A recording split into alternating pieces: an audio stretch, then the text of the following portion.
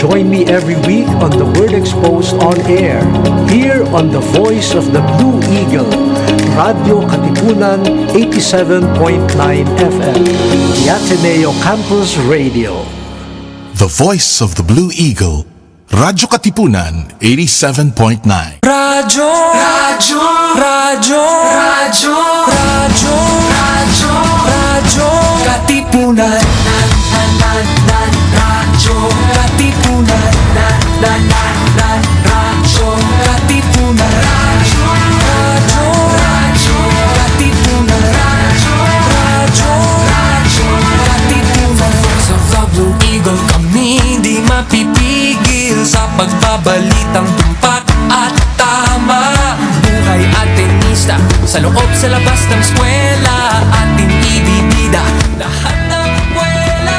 Radyo, Radyo, Radyo Katipunan. Radyo, Radyo, Radyo Katipunan. Radyo Katipunan.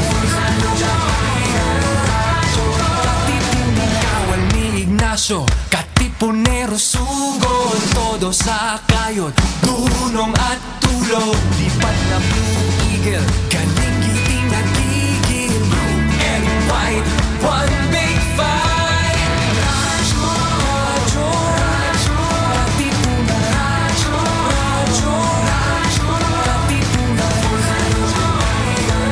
Radyo Katipunan. Radyo Katipunan. Radyo, Radyo, Radyo Katipunan. Radyo Katipunan.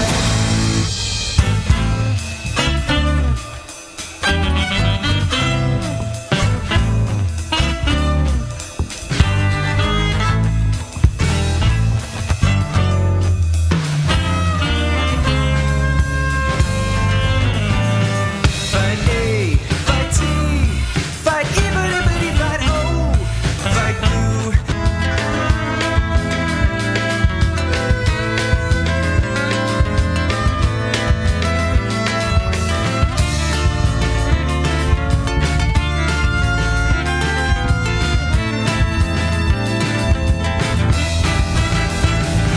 Fight A, fight T, fight even if it fight O, fight blue and white. The blue I'm going fight, fight sis, kumba, boom ba da da da da da, ba ba ba.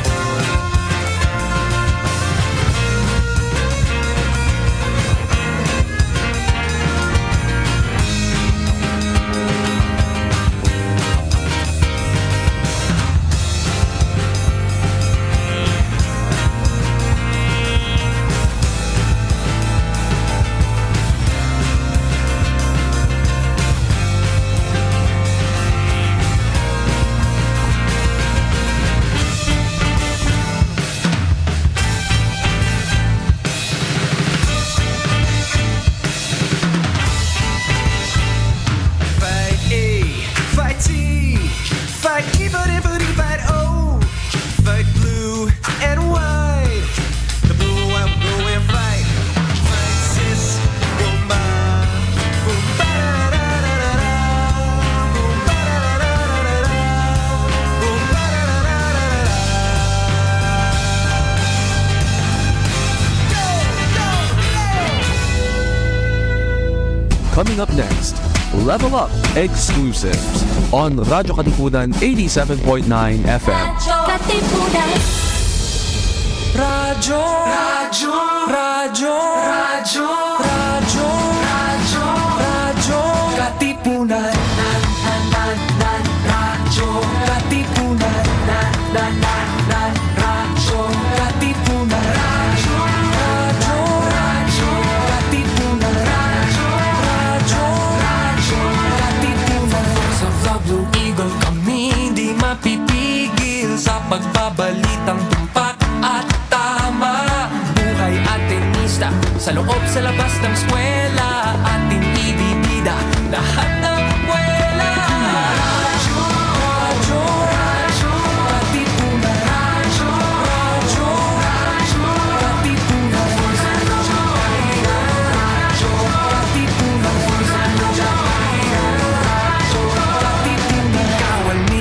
gimnasyo, Katipunero, sugod, todo sa kayod, tulong at tulog, lipat na Blue Eagle, kaning giting nagigil, blue and white, one big fight.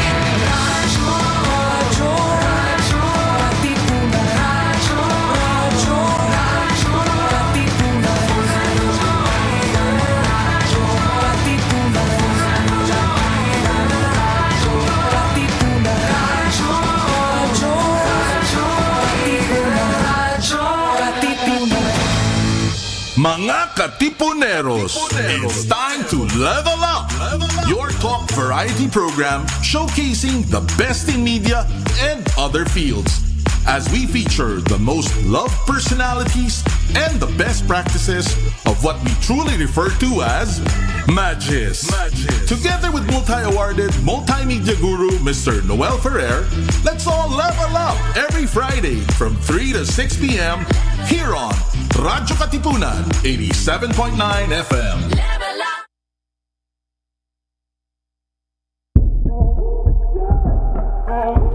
So all good already, all the best. And when we say the best, we have the best people to talk about the EDSA People Power Celebration this weekend until next week. So in the next few days, we shall be commemorating and celebrating the 40th anniversary of EDSA, People Power Revolution. So we felt here in Level Up in Radyo Katipunan, as we celebrate EDSA 40, this forum should not just be a commemoration. It should be a vibrant, sometimes contentious conversation about the past, present, and future of the country and our democracy. We have our guests.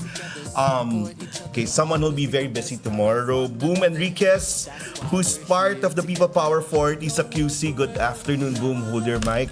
Magandang hapon. How ready are you with your mobilization tomorrow? We're good. We're ready to go.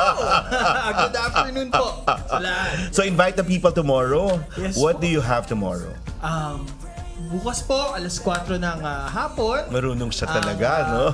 People Power 40 kick-off concert. Okay, it's a kick-off activity. So ano aasahan ng mga tao dyan, Boom? Dahil konsyerto to, it's Correct. awit at aksyon laban sa kontra-korupsyon. Okay. So, marami po tayong mga artista, banda, musikero, may Okay. mga magsasayaw. So, it's a celebration ng paggunita nung it's a People Power Revolution. So habang may position dun sa against corruption, pro-nationalist and pro-democracy, so walang mga politikong akyat sa stage. Wala pong politikong Yan, sabi mo. aakyat. So wala, parang this is more entertainment and more a party, a kick-off party really. Yes. Okay. Let's skip the second person there. We'll go to Attorney Dan Joseph Cruz. Siya naman yung in charge ng prayer power sa EDSA Shrine this Sunday. Sabi ko sana Father, pero Attorney, what do you have on Sunday? Yes, magandang hapon po sa lahat. Pero parang siyang pari na rin, no? Okay. So sa Sunday po ay meron po tayong mass sa EDSA Shrine po ng alas Okay. 12 ng tanghali at susundan po ito ng prayer rally na kung saan ay nag-imbita po kami ng iba't ibang mga personalidad din. Okay. So, after Mass, sa tingin mo hanggang anong oras yan, Father? Saglit saglit lang. Father the attorney, go. Okay na rin yan. You represent Father Jerome, okay, of the EDSA Shrine. Hindi naman po katagalan kasi may mga magsasalita lang po at mga konting awitin lang. Okay, so and then really, it's a mass. It's a prayer rally, okay? So, and we go to Oliver John Quintana of the Ateneo Pol Sci Department. Siya rin po yung coordinator ng Ateneo Martial Law Museum and Library. Who's in charge of the Ateneo celebration on the 24th? Okay, Oliver, so what do you have on the 24th? Magandang hapon po sa ating Yes, lahat. kagalang-galang si Oliver ngayon. Okay, go.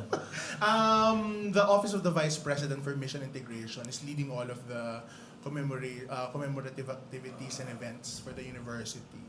So on the 24th, actually, we will be having a big university mass wherein all of the units, all of the schools, and all of the different clusters will be coming together at the historic Blue Eagle Gym. Okay. Ayan, at 10:30 a.m. Everyone is invited. Okay. All students, parents, Alumni, of course. or Sabi- people in the community, I guess. People in the ano, yeah. community and even retirees. We're trying to reach out to all of them, especially yung mga naging empleyado ng panahong yun daw. Okay, okay. And of course, also the parents as well. No? Okay. It will be at the Blue Eagle Gym at 10:30 a.m. But there will be a procession at 9:30 a.m. starting from the Church of the... Is Radyo Katipunan part of it? May 8 o'clock mass pa ba? Maganda siguro yung mga, meron pa rin. oo. Hindi nyo pinagkaisa na lang yung mga yan para lahat ng mga tao pumunta doon. More Pero maganda. masses, the better, di ba? Oh, sige na nga. So, Para but, mas marinig tayo ng Panginoon. okay, magaling lumusot. Anyway, and the one in charge of all of these, and he'll be attending all of these because sasabihin ko na youth leader, he just looks it, but he's the convener of the Tayong People Power movement, you can say, and a lot of other movements, even the Trillion March, no, the senior lectures. Kung ikaw sa Ateneo Palsay, siya naman sa UP Palsay, and yeah, he stepped in the Ninoy and Aquino Foundation, so kaya kailangan talaga in charge ka. Si Kiko di youth, sinabi ko youth, Kiko. So Salamat, after tomorrow's kick-off and Sunday and yun nga maganda yung yung poster niya na kahit yung iba't iba pang pagkilos sa iba't ibang regions, yun, you're overseeing that. So Right. Well, yung ibang regions, I think it's more yung Caritas Philippines that's overseeing kasi okay. 86 different dioceses will be mobilizing. Pero but they're under you too, no? Parang that Tayong People we're Power. working together. They've taken on the Tayong People Power campaign then for the 40th anniversary. Pero yun po, yung main event natin for the Trillion Peso March Part 3 will be at 3 p.m. sa People Power Monument. And there's a whole bunch of things happening sa Feb 25. Pero ayun po, in addition to the different events plugged here, siguro ang main na ipa-plug ko na ng 3 p.m. sa People Power Monument. And then, di ba parang, kasi inasahan mo, kasi may pasok, no? So, after nilang pumasok, meron pa ring activity somehow, no? May party somewhere. So again, yung 3 p.m. medyo andun siya trying to catch as many na yung mga hindi papasok o yung mga na-cancel ng classes, pwedeng dumaan. Pero yung mga taga-Ateneo, yun, nandun sila. Yeah, So, hopefully we're looking forward to seeing you there po. Yeah. And then, yung rin po, yung mga nag-half day lang, maybe they can join us then. Pero for those who will only be available later in the evening, meron pong misa sa EDSA Shrine, 6 p.m. po.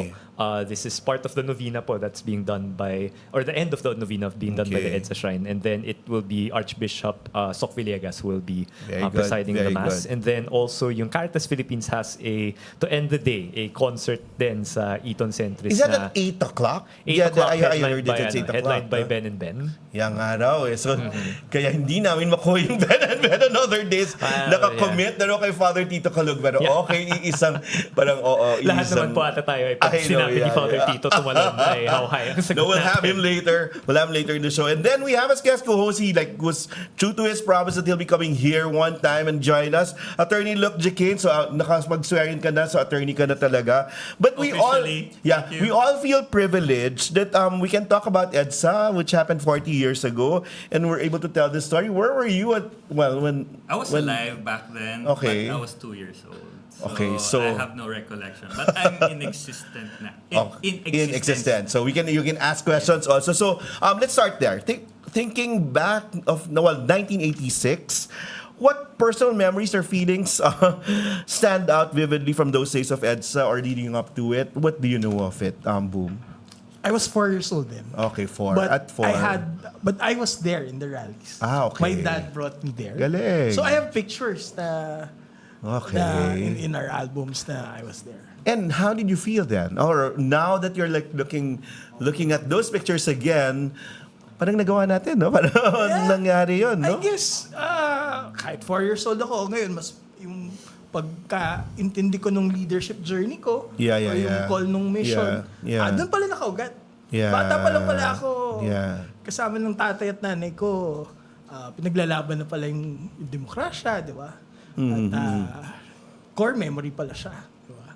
Kaya pala ito yung tinahak natin na mission.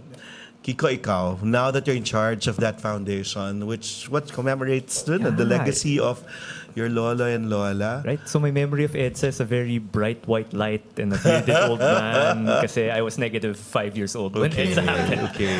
Pero ano po, I think EDSA is a very big part of that story. And it felt very visceral kasi I took over not took over, but I became more active in the Aquino Foundation. Siguro after 2022, after President Marcos got elected. Grabe pressure dyan, no? Ngayon. Lalo na ngayon, Kiko. And hiningi ko nga kasi I think that's the way to hiningi make sense talaga. of it. So hindi talaga, talaga? Parang kasi that's how I make sense of it eh. Kasi syempre, That's Aquino true. tapos Marcos yung mananalo. Like, end of the world level threat Yeah, yan, di ba? yeah. So, kinakabahan talaga ako. Pero yung nagpakalma sa akin is, okay, what is certain is that kung si Marcos man ang manalo o kung iba pa. Tuloy pa rin. Yeah, and there's a story I want to tell and it's a story about my family. No? That's true. And at first, akala ko it would just be about the family. Pero nung 2023 rolled around, first EDSA under the Marcos Jr. administration, parang people were asking, okay, ano yung plano? And people were asking That's me. true. Na Yes, akala ko, okay, akala ko sa labas yun ang mandato ko. Pero when I realized na, okay, this is also such an important part of it, we became involved dito sa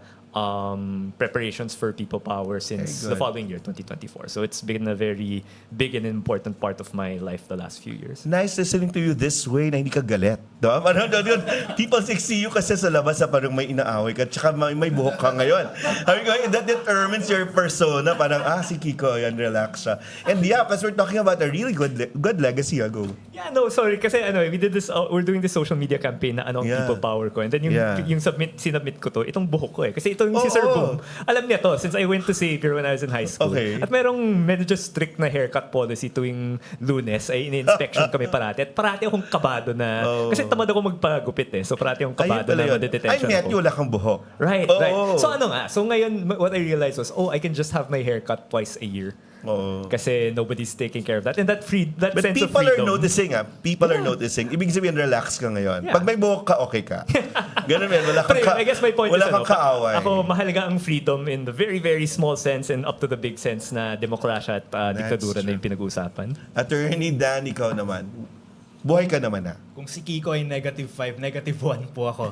Okay. So Hindi pa rin. pinapanganak. Pero my both parents were there. Okay. At naririnig ko sa mga kwento nila na nandun sila sa range nung baril sa tangke. Okay. Isa po sila sa mga humarang nun sa tangke nung 1986. Natakot talaga sila nun.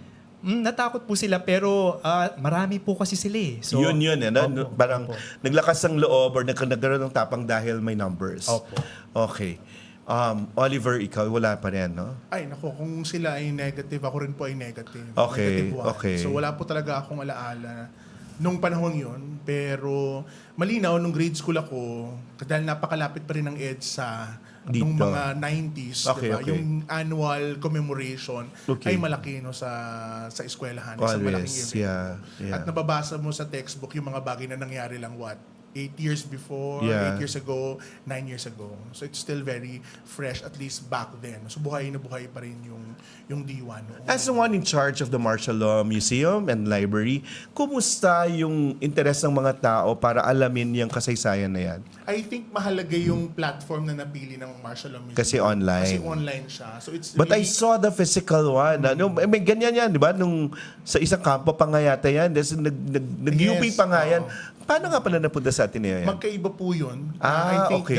Freedom Memorial Museum Good, you explain that. is of course part of the government's efforts to okay. be able to memorialize. Okay. Of course, the martial law period, what happened during that time, and of course EDSA, no. Okay. And Ateneo came up also with its initiative So ito yon. So online. online to complement what has already been Okay. created. Or what is Na-preserve out yung there. physical museum, parang museum materials or pieces? Wala pang physical museum. It's still about to be built Talaga? in the UP complex. Okay. Well, weren't there materials before? Like, kunyari, to commemorate yung martial law, yung parang yung anti-martial law move na gano'n? Yes, I think I think I of course, saw we have that. existing museums Yes. like the Bantayog ng mga Bayani is there.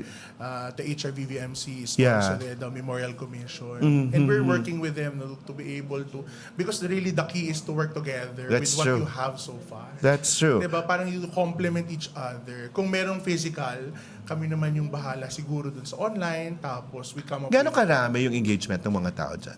madami, lalo na sa mga panahong tulad nito. Okay. May some point, if pwede ba i-share ito? Okay. Bumagsak nga yung website at some point nung September, no? Parang Very good. masyadong maraming hits. Very good. So I had to make Ano yun? sure. Dahil nire-require sa school or? We can see the email addresses of those who are Very good. accessing it, and many of them that have the .edu. Okay. So mukhang Okay.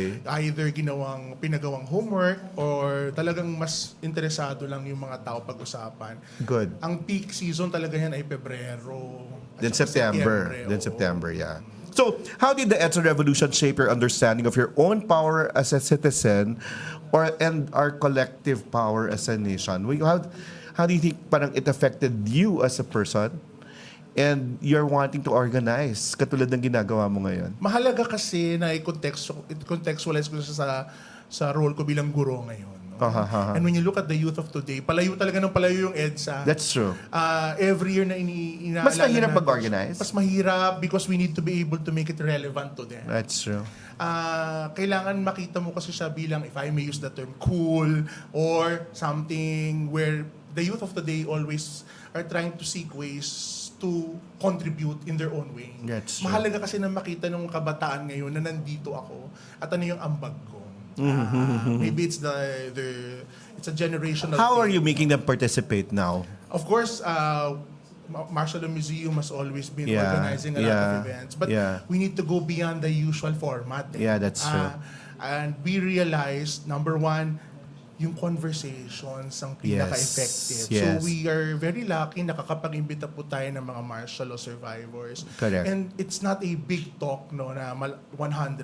The most effective ones are the most intimate ones. Okay. Wherein we just have one survivor and then you have 10 to 15 students. They're able to ask questions without any inhibitions, without being judged. Kasi pag malaki, ang henerasyon ngayon, takot mag-recite in front of everyone. Pero naka-online pala. Oo, so they want to be able to see, to connect in a very personal way. That's good. That's good. And you have to be very creative. So minsan nag-venture kami into music, Yeah. plays, Yeah. you have a film showing, para makuha yung atensyon at makita nila sa sariling konteksto kung bakit ito ay relevant pa rin. Mahalaga. ngayon. Yeah. At minimero lang naman, unfortunately, ng panahon ngayon, yun nangyari noon. Dati.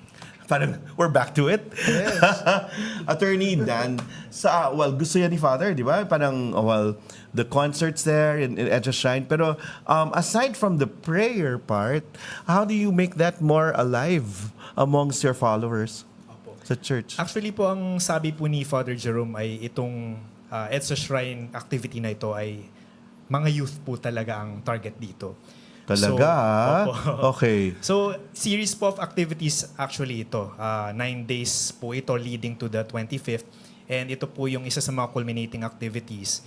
So, sa mga activities po na yon, halos puro youth ang mga inimbita namin, yung EDSOR po. That would be Poveda, Lasal, Xavier, and Ika. Okay. So, ito po ay para sa kanila at yung mga speakers din po ay parang hinihikayat sila na makibahagi kayo dito sa very good. Hindi ito kasaysayan lang na nababasa ninyo na nagdaan na. Ito ay patuloy na nangyayari at may ambag po kayo dito. Kiko, ikaw. Well, of course, you are in that family, but how did it shape your being a person and you're wanting to organize more people? Well, I think it's really why I'm proud to be Filipino, no? Yung EDSA. Parang binabalik one of the doon, reasons. no? Pero Talaga, parang eh. yung nagawa natin na pinalaya natin yung sarili natin from an abusive dictatorship and ginawa natin yun sa isang mapayapang paraan tapos we were put on a pedestal in front of the world nung panahon na yun. Parang yun talaga yung, to be cliche, handog ng Pilipino sa mundo, di ba? Totoo so naman. I think that idea na ito yung atin, di ba? Yung people power that we can fight for our freedom in a way that respects our values. I think that's something that informs a lot of the other activism that they do. Push ko, Kiko, kasi punta mo ng Vietnam, kita mo ngayon, they're developed, pero yung mga tao beyond their families, mahal nila yung bansa nila. Hindi ka nahihirapan ngayon.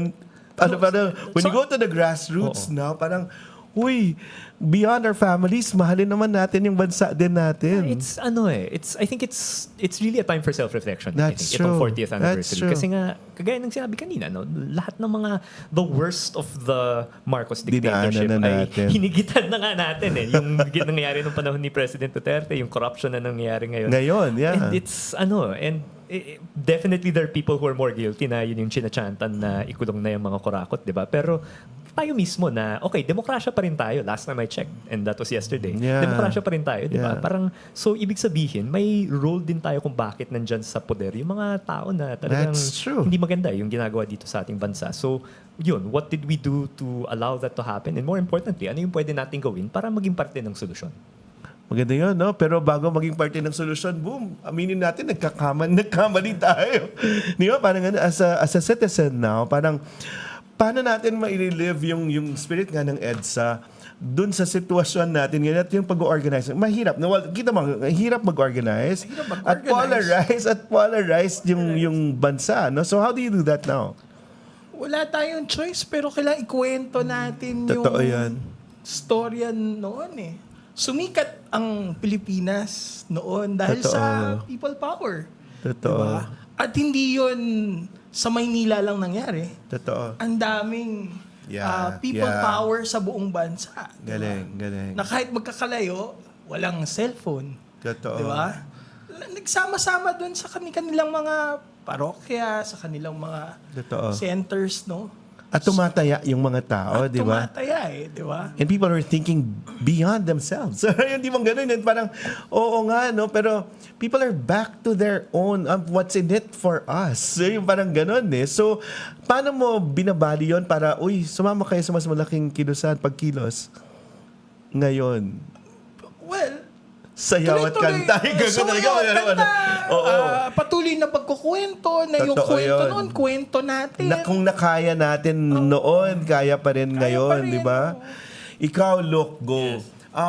How did that thing? Well, you're in White Plains, di ba? Parang, and then yun, and that area, kita-kita mo yung EDSA celebration every year. Yes. At dwindling yung mga tao since, nag-iba yung administration. So, how do we get the people feel that spirit of EDSA still now?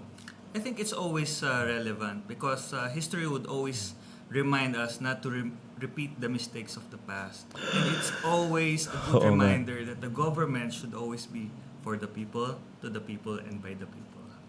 Sana nga ganun. So, let's try to talk about specifics. So, what songs, images, symbols of EDSA resonates deeply with you still today?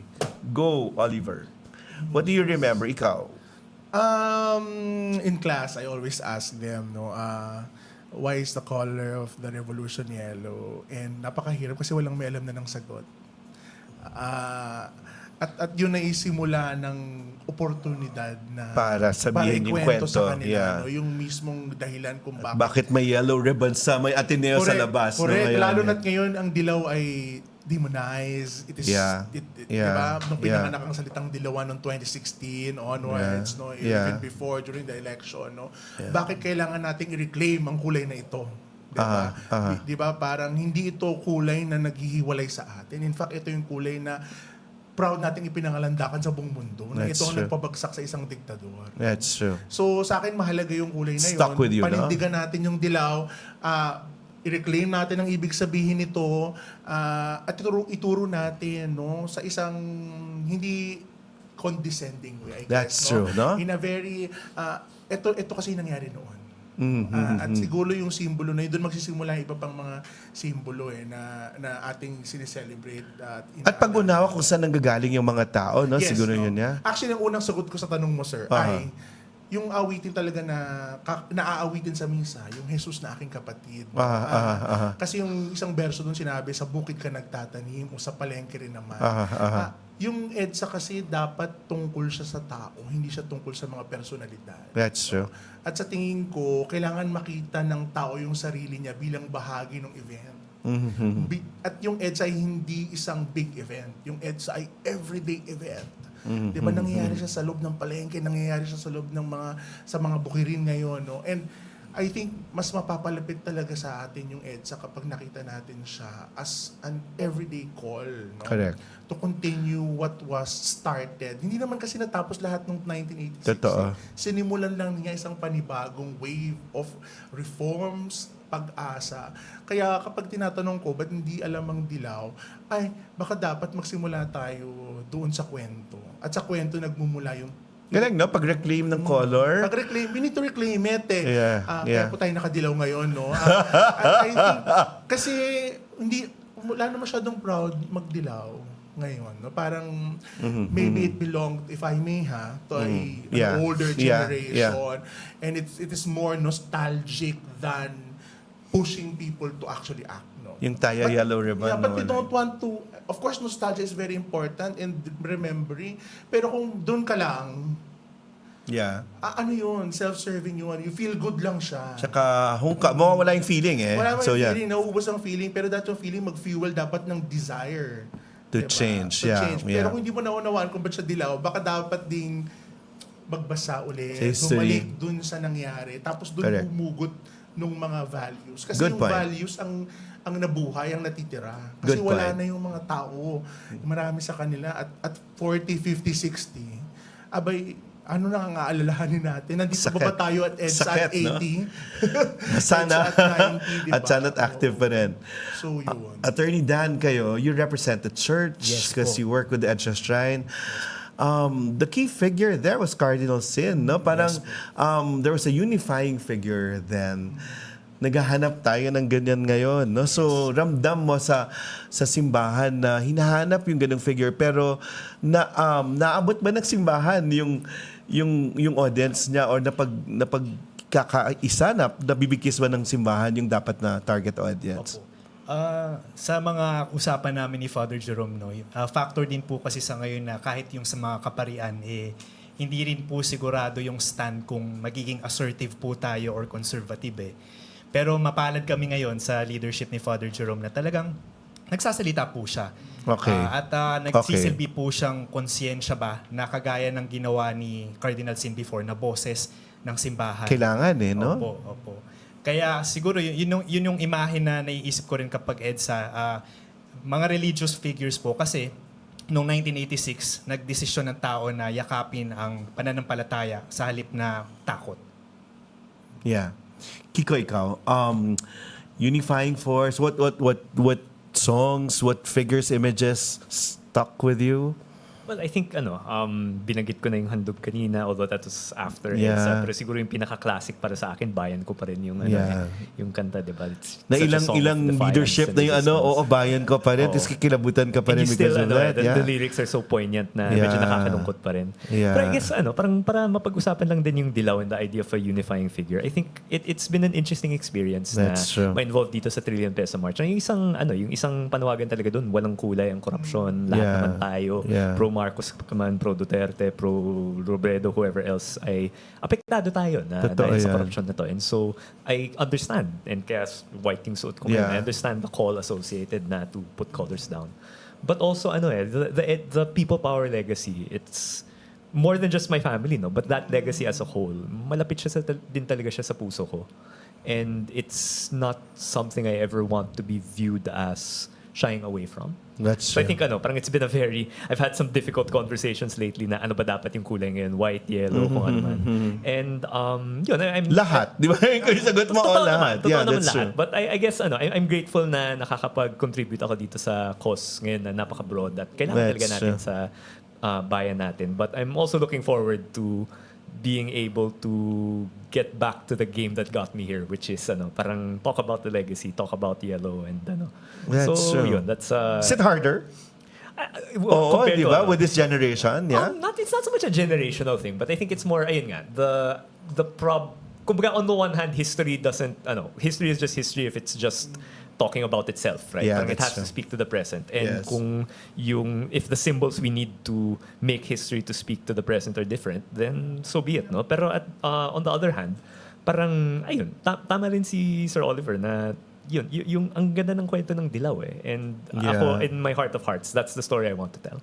So I think it's been an interesting balancing act the last few months, and I think for you at least yung resolve mo, it goes beyond your family. It's not your family, no? Not just your family.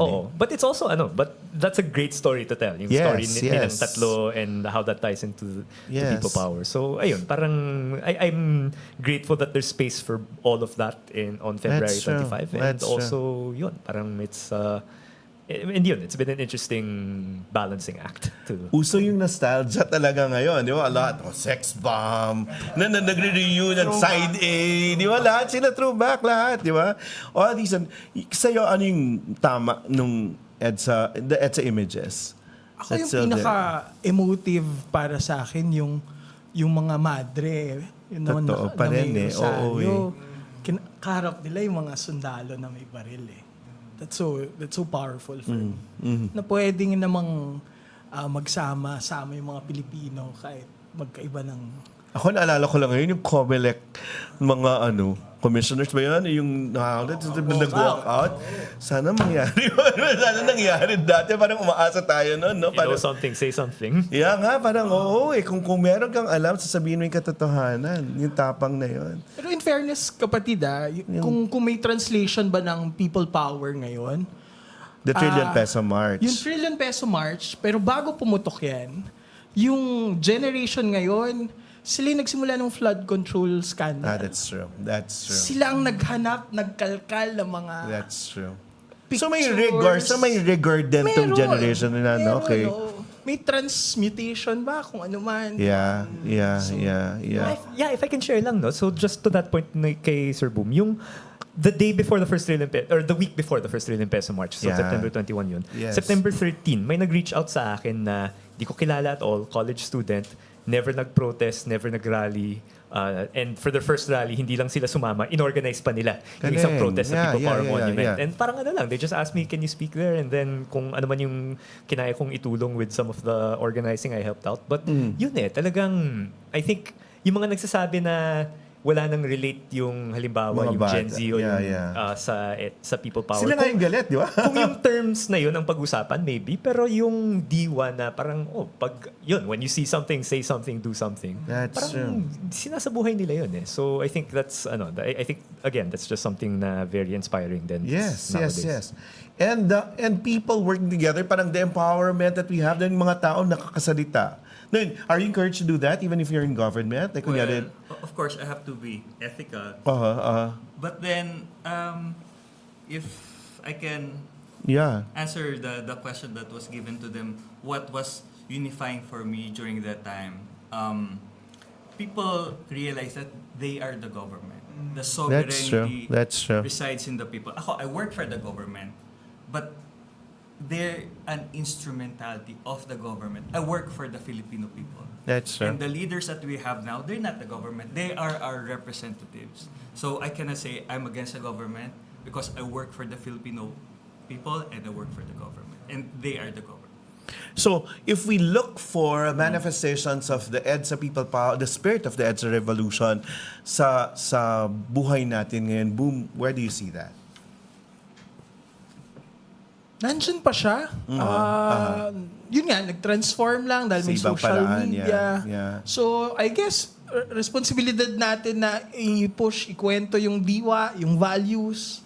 Kasi, itong huli nating karanasan dito sa mga scandal, nagagalit yung mga young people. Nagagalit yung millennials, Gen Z, di ba? So, parang isa sa tinuro ng EDSA yung konsensya, no? Parang pagpapalawak ng konsensya. So, nandun pa rin, kung alam nating may mali, nararamdaman natin yun at sinasabi natin. At kailangan may magsimula lang nung nung pagsasalita, nung paglabas, di ba? True. Kaya, mahalaga yung role. Katulad ni Kiko. Gaano kahalaga, Kiko, yung merong unifying figure? Kasi dati, di ba, it was Cardinal Sin, 1 Ponce, Enrile FVR, di ba, mga ganyan. Butch Aquino doing the call, Media, June Key 3, di ba, parang all those. Sorry, natawa lang ako dun sa isang binanggit mo. Pero, sige na. Okay. But in terms of unifying figure, I guess actually yun eh, di ba? Parang in a way, yes, mahalaga. Kasi parang kahit di lang Pilipino kahit sino naman, kailangan mambigyan ng mukha yung isang ideya, di ba? So, hindi naman maiwasan na hinahanap yun. Pero, it doesn't have to be one unifying figure na iisa lang. Diba? Parang marami namang faces yung EDSA. Nagkataon lang na, syempre, executive director of the Aquino Foundation. point to Ninoy Ikaw, and Cory yeah. often, di ba? Pero ayun, you can name so many people. Yeah. I mean, si Lodo Boots, pero yun, parang si FVR, si Cardinal Sin, of course. Parang Gusto mo na kung sino naman in-edit niya doon? Diba? Sorry, medyo may bitter ako. No. I think it's been enough time na pwede na mag-criticize. Yeah. But do you see that role now? Na tipong may mga bata na yan eh. Pinalitan na ng mga bata na people are waiting for new people to be talking and then speaking up? I think people are looking for that. And I think naintindihan ko rin yung kumbaga yung dagdag na kaba That's to true. fill that role. Like in a more sort of microcosm way of looking at it. Parang maraming nagtatanong bakit wala na masyadong tumatakbo sa mga student councils ngayon, di ba? And Kalaban sa atin yung abstention. right. Ano Kasi ba yun, yun? Sa inyo rin? Pero, Okay.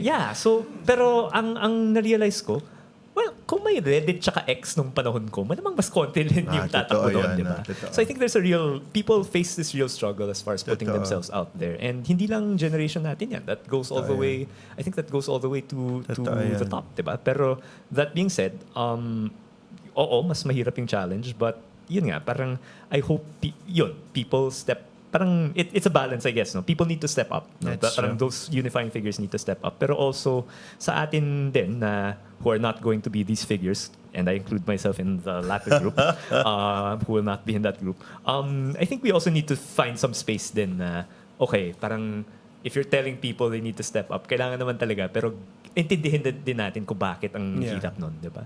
But how about the sectors? Kunyari, media? Is media as conscientized? Parang ganun, military? Parang, are we feeling their support at this point? Well, media's always parang media's job is to cover the news, diba? And so I think they've been always very, if my workload is any indication, masipag silang mag-cover ng mga ganap ngayon. In terms of the military, I think especially in a situation na democratically elected pa rin yung presidente natin, as to the best of our knowledge, democratically elected pa rin siya.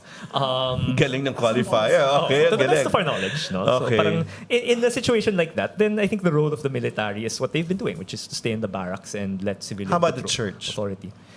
I think others can speak better for that, no? But I think as the church is another, That's true. it's another interest group. It's a special kind of group na yun, parang ang pinagugutan nila ng authority legitimacy ay yung moral integrity nila. And I think I'm grateful for the moral leadership that the church has shown in many phases in this anti-corruption conflict. So parang everyone is doing their role, but yun nga, it seems it's not enough kasi nga parang kulang pa rin. We're not seeing. Saan tayo nagkukulang, Kiko?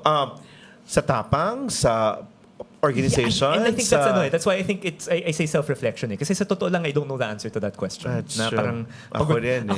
pagod na rin ako, di ba? So parang mahirap isipin Uy, kung saan tayo wag ka mapagod. nagkulang, but yun nga, just granting that, okay. Yeah. Pero it's something we do need to ask, no? Kasi hindi pa, supposedly we're a democracy, supposedly sobrang linaw yung gusto natin, ayaw natin ng korupsyon, ayaw natin ng pang-aabuso, pero hindi pa yun nangyayari. So, again, parang I think it's important for us to ask, for those of us who are active, for those of us who are not as active, saan tayo nagkukulang and what can I do to be part of the solution? And yun, I don't claim to have the answers. But you were saying parang, nagkulang ba tayo going back to the ground? Parang ganun, yun isa sa mga sinasabi na tipong, nagbabahay-bahay tayo, yung house-to-house campaign tayo, pag election lang, pero yung pagpapasa ba ng yung tapang natin, yung ganun natin, kaya ba natin gawin ngayon pagpunta sa mga areas? Kasi when you're in, may mga immersion programs at hindi pwedeng hindi ka mabago. Di ba? Yung lifestyle mo, hindi mo mabago. Pag nandun ka, nakababad dun sa area mong yun. Parang, where should that sense of unity or that hope come from now? Parang watak-watak, marami bang nabudol talaga? Paano natin kukontrahin yung budol or yung panatikong mga tao na sarado, parang siming sarado yung isip? Ako, I guess, for me, hope is a decision. No? Parang you don't look for it somewhere. Parang magiging hopeful ka o hindi. Yun yung, sa akin, ganun yun. That's true. And in terms of, yun nga, nagkulang ba tayo sa pakipag-usap? Again, I don't know. Maybe. Pero ang tingin ko, I think, I think I can completely understand why people feel jaded about parang things like elections, things like other things. Pero ako bumabalik pa rin ako sa kung mahal mo yung demokrasya, hindi pwede na wala kang tiwala sa kapwa mong Pilipino, no? So ako parang all we can do is make the case as honestly as we can, as respectfully as we can, na parang alam mo yun, ito yung tingin kong tama pero hindi ako perpekto, di ba? Put that out there and then let the people decide, no? And ako, may track record naman sila na sinisipa rin naman nila yung mga corrupt. Sorry to go on the spiel, no? Pero, but yun, sorry to go on the spiel, right? Pero yung isang favorite natin yun, si Bong Revilla na strike 3, di ba? Parang ang kwento niya, 2010, number 1 senator siya. He got something like 19 million votes. Don't quiz me on that exact amount. 2019, nung re-elect siya, he went down to number 12. He lost 4 million votes in 9 years later, diba? So 4 million people changed their minds about, at least, kay Bong Revilla. And then, iba pa yung kwento ni Jinggoy na natalo nun. Iba pa yung kwento ng paborito kong si Juan Ponce Enrile na natalo rin noon, diba? So, there is track record na people punish corruption. But parang, I guess... It takes time. It takes time, and also I think we need to tell the story earnestly na parang, look, corrupt yung mga taong to, right?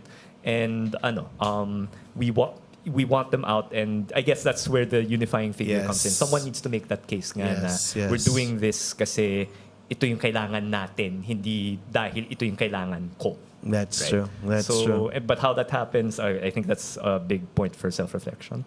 For Attorney Dan, so manifestation niya, go. Sususugan ko lang yung kay Kiko, no? Noong 2022, lumabas ang tao. That's true. Napakaraming tao. Nung 2025, may mga kandidato na natalo. Diba? So, we got to honor and celebrate these wins. That's true. Diba? That's true. At nabuo yung mga tao. Parang gano'n. Parang nagkaroon ng pag-asa yung mga tao. Attorney, paano sa simbahan, paano nag-manifest yung EDSA, people power spirit? Opo. I-connect ko na lang din po sa tema namin ng rally na hindi lang kasi dapat pagkilos dapat may pananampalataya at pagkilos. So dapat may basihan ang pagkilos natin. Kasi kung kanya-kanya tayo ng kilos, iba-iba ang kilos na gagawin natin. Pero kung may basihan tayo, which is pananampalataya, nandoon ang moralidad, nandoon ang sense ng kung ano ang tama at mali, malinaw, at nandoon ang paninindigan kasi alam natin na tutulungan tayo ng Diyos kung ano man ang maging desisyon natin, nawawala ang takot at yayakapin natin ang pananampalataya. Push ko lang, sorry sa iyo kung paano si Juana Change? Sabi niya, bakit iba-iba pang mobilization yung meron? Paano yung simbahan? Anong posisyon ng simbahan sa ganun? Yun nga po kasi yung nabanggit ko nga po kanina, iba-iba po ng disposisyon ng mga pari natin sa amin, sa kay Father Jerome, mas vocal siya at mas sa kanya nga po yung idea na to na magkaroon ng rally para ma-engage yung kabataan sa mga ganitong mga advokasya. So siguro kailangan po talaga natin ng simbahan para maging maliwanag na konsensya at boses. At magkasundo po sana sila na i-guide. Sila ang leader, sila ang tinitingala. I-guide tayo kung saan dapat tama. Oliver, ikaw, saan pa nag-manifest yung spirit ng EDSA at this point? Sa tingin ko, lagpas sa pamantasan, nakikita ko siya sa ating mga kabataan, no, na pinipili pa rin piliin ng Pilipinas araw-araw. No? I would always tell my students na kahit saan ka pa gumraduate, no, laging merong espasyo sa'yo para sa gobyerno. I would always encourage them to serve in government. Because sabi ko and this can be quite controversial sabi ko, regardless of whoever is on top, whoever is the president, I don't care. Government would always need good people. That's true. Bakit hindi kayo magtaya? Kasi yung EDSA, di ba, pagkatapos nagtayo tayo ng bagong gobyerno. Nagtayo tayo ng bagong mga institusyon, bagong konstitusyon. Ba't ka umalis? Sorry. Sorry. Ay, hindi. Go. Sorry. Oo, correct. Bakit mo piniling umalis sa gobyerno? Well, full-time po tayong prof naman ngayon. Lusot, no? Lumusot. Okay. So, ang aking role naman ay mag-mold ng mga kabataang papasok sa gobyerno. Na-train ka talaga sa oral exams. At tingin ko mahalaga yun tapos sabi ko, kailangan makita nyo siya kahit anong discipline mo. Okay. Hindi siya dahil pol-sci ka lang. Diba? Okay. Kung bio-major ka, I'm sure you will come up with something to create your own democratic space and contribute there. Healthcare-wise, for example. Kung business major ka, ba't hindi ka gumawa ng mga magbibigay ng trabaho para sa iba? Hindi dahil ikaw ang savior nila. That's true. Kundi dahil ito ang contribution mo dun sa malaking proyekto na sinimulan ng EDSA. Na bawat isa, hindi iisa, kundi bawat isa. Kasi pag nawala na yung medyo controversial. Pag nawala na kasi mga figureheads, hindi pwedeng mawalan tayo ng pag-asa. Yung magtutuloy. Coming from 2022, if I may, ang dami kong pinrosesong mga kabataan. The next day, umiiyak lahat sa klase. Totoo yan, sinasabi niya, sir, sabi niya mananalo yung kabutihan over kasamaan. Laging may pag-asa. Sir, sabi sa readings, dapat mananalo yung dapat manalo. At ang mahirap pinatanong Paano mo sinagot yun, Oliver? At napakahirap nun, sir, kasi pol-sci major, sabi nila. At pati ikaw din kasi pinaproseso mo yun. Kasi masaktan ka rin. Siyempre, not very much tayo. Ang unang pinakamahirap na tanong, bakit pa po ako magpo-pol-sci? Kung lahat ng tinuturo sa lahat ng readings, binabaliktad sa labas. Sa labas, Abay, napatigil din naman ako. Sabi ko, ang unang sagot ay bakit kailangan niyo pa rin mag-pol-sci para may trabaho ako. Pero... Or paano ka hiwalay, no? Hiwalay ba yung pinag-aaralan natin sa nangyayari sa katotohanan? Pero sabi ko nga, yun yung challenge sa atin na lumabas tayo beyond the readings. Lumabas tayo sa classroom, no? Kasi binabali lahat ng magandang teorya sa labas. At ano yung sagot natin? Ano yung tugon, no? At sa tingin ko, kailangan mong makita yun bilang sarili. As an Athenian, kailangan talaga ito talagang self-reflection at kailangan mo talagang makita saan ka ba tinatawag na magsilbi. That's true. Kahit hindi popular, pumunta ka dun. Kasi dun ka magaling eh. Kung saan ka magaling, dun ka pumunta at galingan mo. At kahit anak ka pa ng politiko of course, ang dami natin mga estudyante na anak ng mga political dynasties. No? At ako'y talagang sinasabi ko sa kanila, pag gumraduate kayo at itinuloy ninyong legacy ng pamilya ninyo, galingan nyo kasi pinapanood ko kayo. At kapag may ginawa kayong mali at nasa headline kayo, I will email you your reflection paper in first year to remind you that once in your life you were good. Galing. At mahalaga yun, no? To always remind them that they can always do good and choose what is better and for the country. Kasi after EDSA, yung isang legacy ni EDSA kasi yung excellence, di ba? Kailangan ibalik yung excellence sa pamumuno, sa governance, etc. Pero after that, parang hindi lang mahalagang mahusay ka eh. Dapat mahusay ka, pero pinagsisilbihan mo yung mas nakararami. Kasi marami tayong kilalang mahusay, pero pang sarili, di ba? So, yun yung challenge, pang sarili lang. No? So, you should be beyond us. So, gusto kong tanungin sa inyo ngayon, anong kaakibat ng mga issues sa pagsa-celebrate natin ng 40th anniversary ng EDSA? So, it's really anti-corruption still. So, gaano kahalaga yung fight for corruption? Kiko, lalo na aside from Bong Revilla, wala pa rin. Parang napakulong. Sige, so start with the positive, no? So, Bong Revilla, and then I think, and I'm very bad at predicting things, so baka mali ako. Pero I think... Siguro naman mas okay ka kaysa kay Boying. Okay sa pag-predict. Go. Pero parang in terms of timing, sana naman. Pero I think naman. Kasi may ilang pangalan naman dyan. Katulad ni Joel Villanueva na pati sa draft minority report na isama yung pangalan niya. Yeah. And he's there in the DOJ. So parang mukhang may progress dyan. Si Senator Jinggoy is also included in both the majority report and the DOJ. Mukhang may progress yan. But the bigger problem, I think, is yung question na, sino yung hindi na napag-uusapan? Right? And we saw na si si Speaker Romualdez, sobrang init ng pagtanggap sa kanya nung isang linggo ba yun, nung bumalik siya sa House of Representatives, kahit na ang daming different, parang a lot of roads nga leading him as far as this corruption issue is concerned. And not to say na, parang sigurado ako na may ginawa siya o hindi, pero sana tinatanong pa rin yung mga mahahalagang tanong. So, Kiko, yun yung tanong ko, parang napagod na ba yung mga tao? Or parang ayoko maging sagot dyan yung dami ng tao pupunta kasi holiday naman talaga. Hindi holiday yung 25th, no? Pero kasi nag-dwindle din, di ba? Yung dami ng tao papuntang Pasko, yung November 30, no? Pero nandun pa rin yung galit ng mga tao, pero hindi alam kung anong forma na ngayon. Kasi parang I hope it's not learned helplessness, that we're not like getting the results that we want. So, well, you're vigilant and we're all vigilant, pero how else can we like fuel their wanting to pressure I think parang government to do yung pagod, things? it's a fair thing to feel, no? Kasi parang You feel it nakakainis. also. You feel it also. Syempre, for sure magkakasakit ako ng Feb 26. Guaranteed. Talaga? Guaranteed.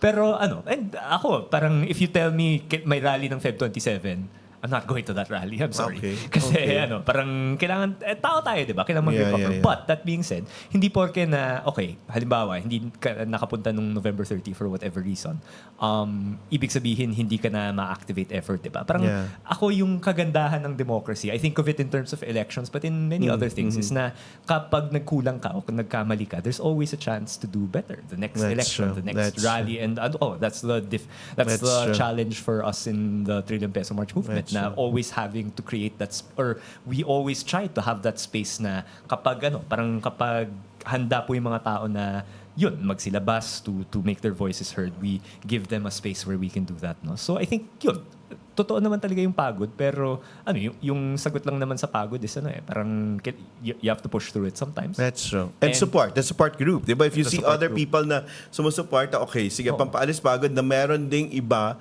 na kakaisa natin na lumalaban. And siguro lang, just to add, the idea lang na hindi porke na pagod ka kahapon, pagod ka na bukas, pagod ka na next week, diba? So kung nagpahinga ka kahapon, great. And kung may napitawan ka dahil nagpahinga ka, that's not good. Pero kung but there's still a chance to do better next. No? And I think yun yung naipanalo natin nung 86. Ano pa yung mga issue na hawak natin o na sana isama dun sa celebration natin ng EDSA 40? Go.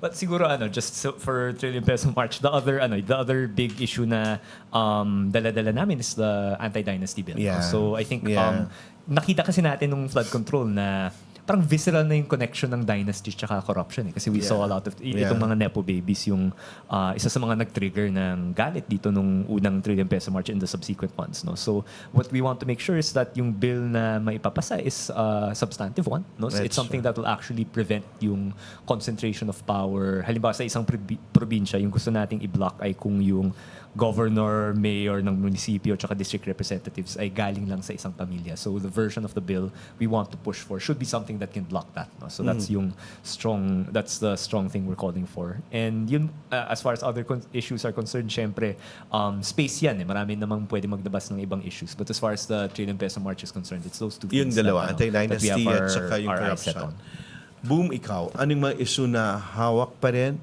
You in education still, yeah? Education, reforming the budget, the national budget. Yeah. And being vigilant. No? Being vigilant. Hindi porke na-approve na yan. Sige, pabayaan na yan at gastosin na ng mga tao. No? Parang push natin ng transparency. Kasi sakit na natin. Yung tipong after natin ipaglaban, pag sige, pabayaan na yung mga tao Wag bitawan. implement. That's true. That's Ito yung true. taon na kailangan talagang nandyan ang taong Accountability. bayan para bantayan. Talaga bang binibuild ba yung mga infrastructure na yan? That's diba? true. That's true. Attorney, sa church naman, ano yung kahawak niyong mga issue kasama ng pagdiriwang ng EDSA 40? Yes po. Isa po sa panawagan din ng simbahan sa mga ganitong rally, yung moral recovery po. So, kailangan sabihin natin na kapag mali siya. At kapag may ginawang mali, panagutin natin siya. So, yun po. Successful kayo doon so far? Hindi pa natin sigurado. So, kayo sa Ateneo? Sa Ateneo, meron kayong tagline? Yung aming theme, laging Which manalig, patuloy na magtaya. Okay. Pagtataya. Pero sa tingin ko, mahalaga rin yung representation.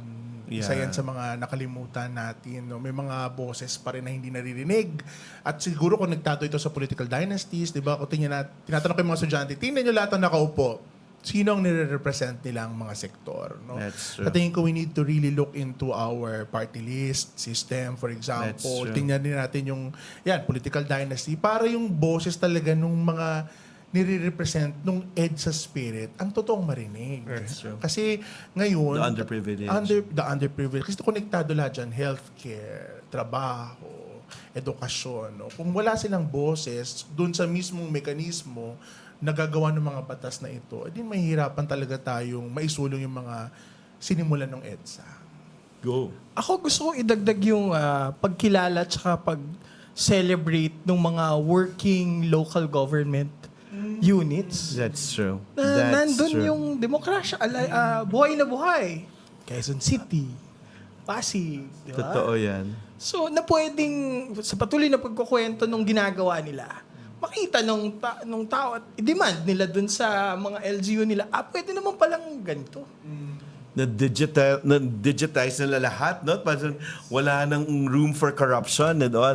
And your sector is in agriculture, so you've been going to the ground. So gaano kahalaga yung boses dun sa ground ng mga tao? The farmers, no?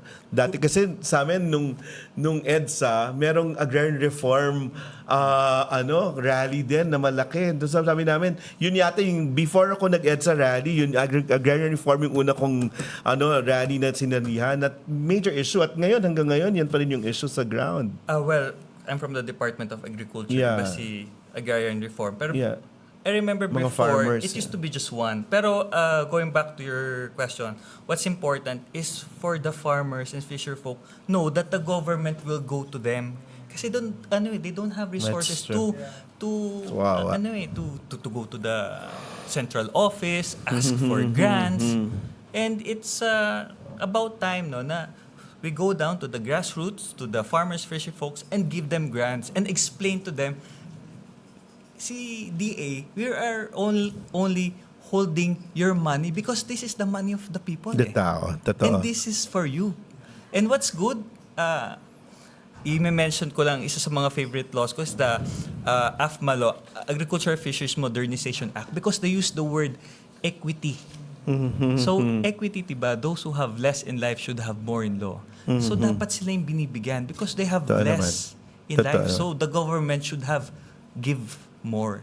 And that's what I like about now, na there is a conscious effort for the government to go down. Pero sadly, like what Kiko said, may mga ganitong issues na parang we put kulang pa. Parang ganun. pero there's effort naman. And I see it coming from the Next. department. Tama naman yun. Parang higpitan pa yung kapit natin doon sa ground, doon sa the sector, no? How about combating historical revisionism? Is still an issue until now? Because it's something that EDSA teaches us also, na parang, kailangan ulit-ulitin yung storya para hindi binababago yung legacy nun. So, how important is it now? Lalo na ngayon kasi ang labanan ay wala na sa on-site. Nasa ito ay online, no? So That's kailangan true. talaga we able to provide all the materials needed. Ako sa pag nagtuturo ako talaga, ilalatag ko lahat sa iyo. Ikaw ang gumawa ng sarili mong judgment bilang Pilipino kung totoo bang sino ang nangrakot at sino ang nang-abuso ng kapangyarihan. That's true. Kasi the facts will speak for themselves, di ba? So mahalaga na ay sa simula talaga to combat this is to make them access all of the materials.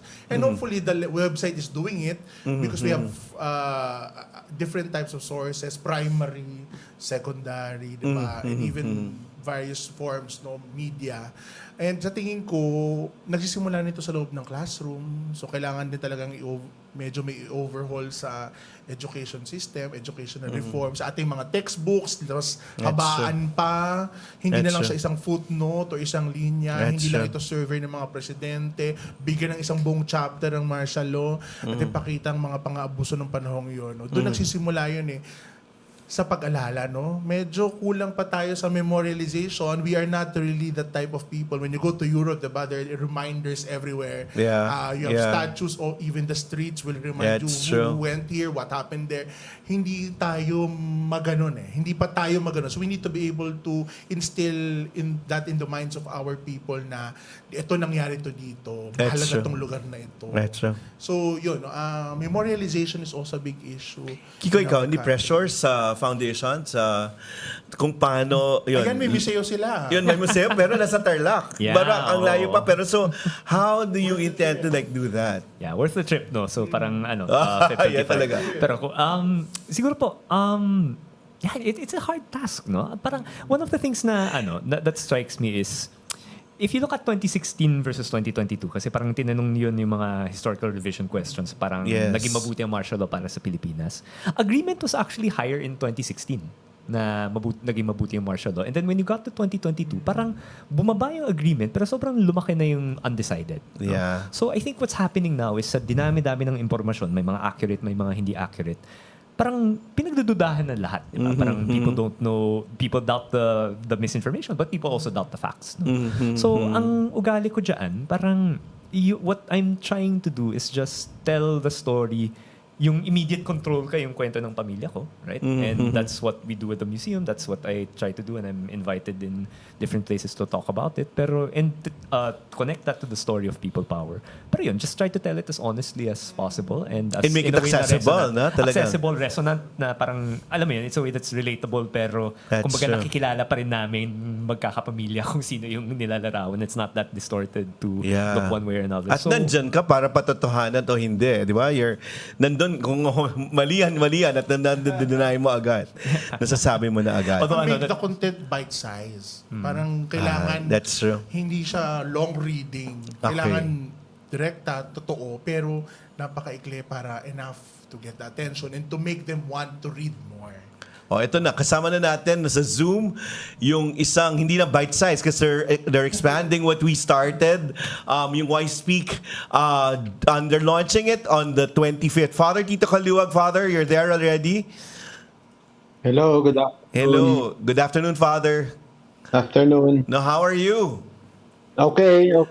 Sa dami-dami nabanggit kayo ni Kiko kanina about the celebration of the EDSA 40 kahit sa mga probinsya, no? So, how is Caritas playing the whole thing or managing the whole thing? And then talk about your initiative on the 25th, Father. Okay.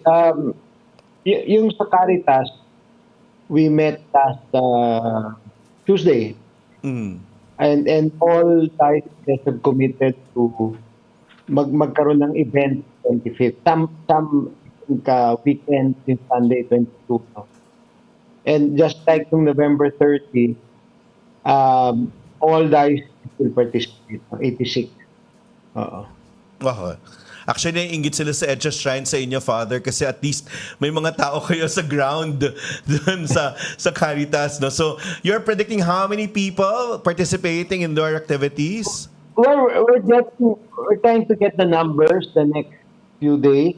Hopefully by the 24th, announce namin or 25th. But for example, one diocese committed 20,000. Several dioceses actually committed 20,000 mobilization. Okay. But I think all told, baka umabot ng mga 200,000 maybe all over or more. So, Father, buhay pa din yung EDSA. Well, the spirit of EDSA, people power, kahit sa mga probinsya. Yes. Sa mga parishes. We need to remember that even back in 1986, merong mga mobilization sa probinsya in union with what was happening on EDSA here in Manila. Yeah. This, Father, you're reviving our legacy in television, Why Speak, on the 25th also. Tell us about it. Thank you for doing it, finally. Okay, actually for the last maybe decade and a half, 10, 15 years, matagal na yung gusto i-revive. Yeah. Kaya lang walang naging push, ano? Anong itsura nito ngayon, Father? Because it was a TV show during our time. How will that look like 2000. Now? the early 2000, di ba? It started with actually Ryan Agustillo, and Yes. the first season was Ryan and Karen Davila. No? Yes. And then at that time, Bianca was parang courtside reporter. Yes. Yes. Si Bianca, And yeah. then the second season, Bianca replaced Karen Davila. Yes. So, It became why speak youth speak talaga. No? So you're having that vibe again, Father, by involving a lot of young people with you? yeah. So, ang mangyayari, it would be Elijah Canlas, Okay. Lady Estrada, River Joseph, Ralph De Leon, Robbie Jaworski. And then we have several others na inaayos namin ngayon. No? That's why I don't want to announce. Okay. But there will be several female hosts. No? Okay. No. So they'll all be there on the 25th, Father, at the Sentries, Eton Sentries? Well, they will participate because some are out on location Okay. taping. Okay. So some will be there, yeah. O sabihin mo na yung dahilan kung bakit kailangan pumunta sa Eton Sentries, Father. Kasi trinay namin i-invite yung mga yung feature mo doon pero naka-reserve na raw sila sa event mo. Okay.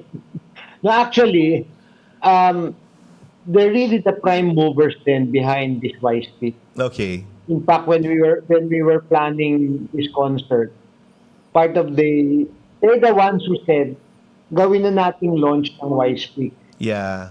Because they're very very conscious na hindi lamang mag-concert but kailangan may follow through after the concert. That's true. So that's why we agreed launching ng White Stick, di ba?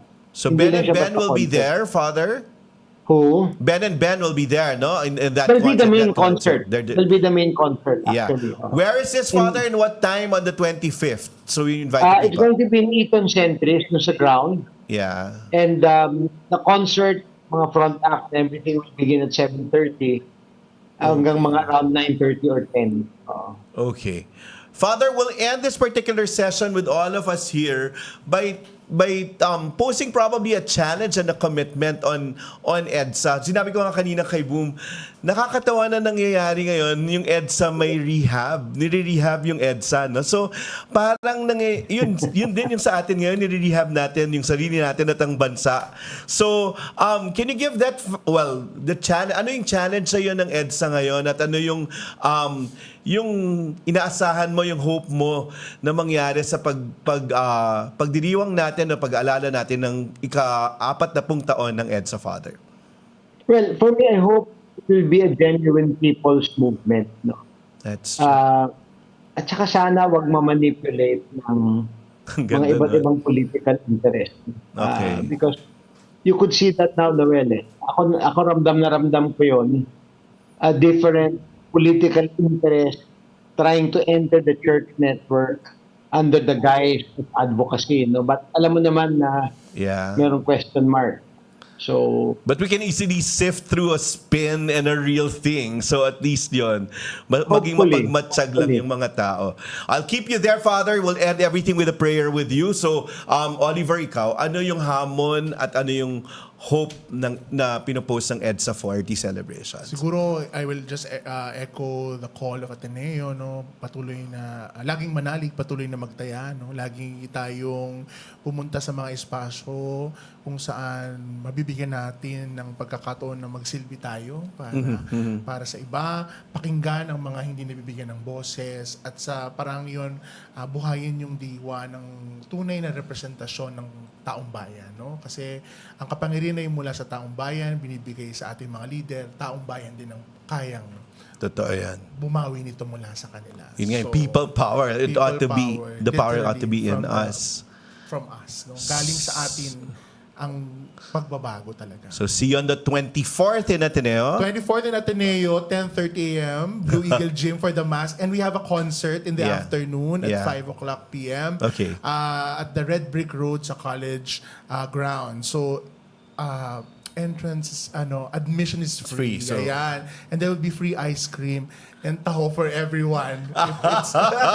So, ganun talaga, no? Parang kailangan mag-organize. Kailangan mo talaga mag-organize. O, ikaw, ano raw yung Salamat free aside from dasal? Okay, so prayer rally on Sunday at the EDSA Shrine, no? Yes po. So, inaanyahan po lahat sa Sunday na makisangkot po. So, yun din ang mensahe po na EDSA Shrine, no? Ang 1986, hindi natatapos ang misyon natin doon. Patuloy po hanggang sa kasalukuyan. So, lahat po tayo may ambag sa nation building sa pagbabago.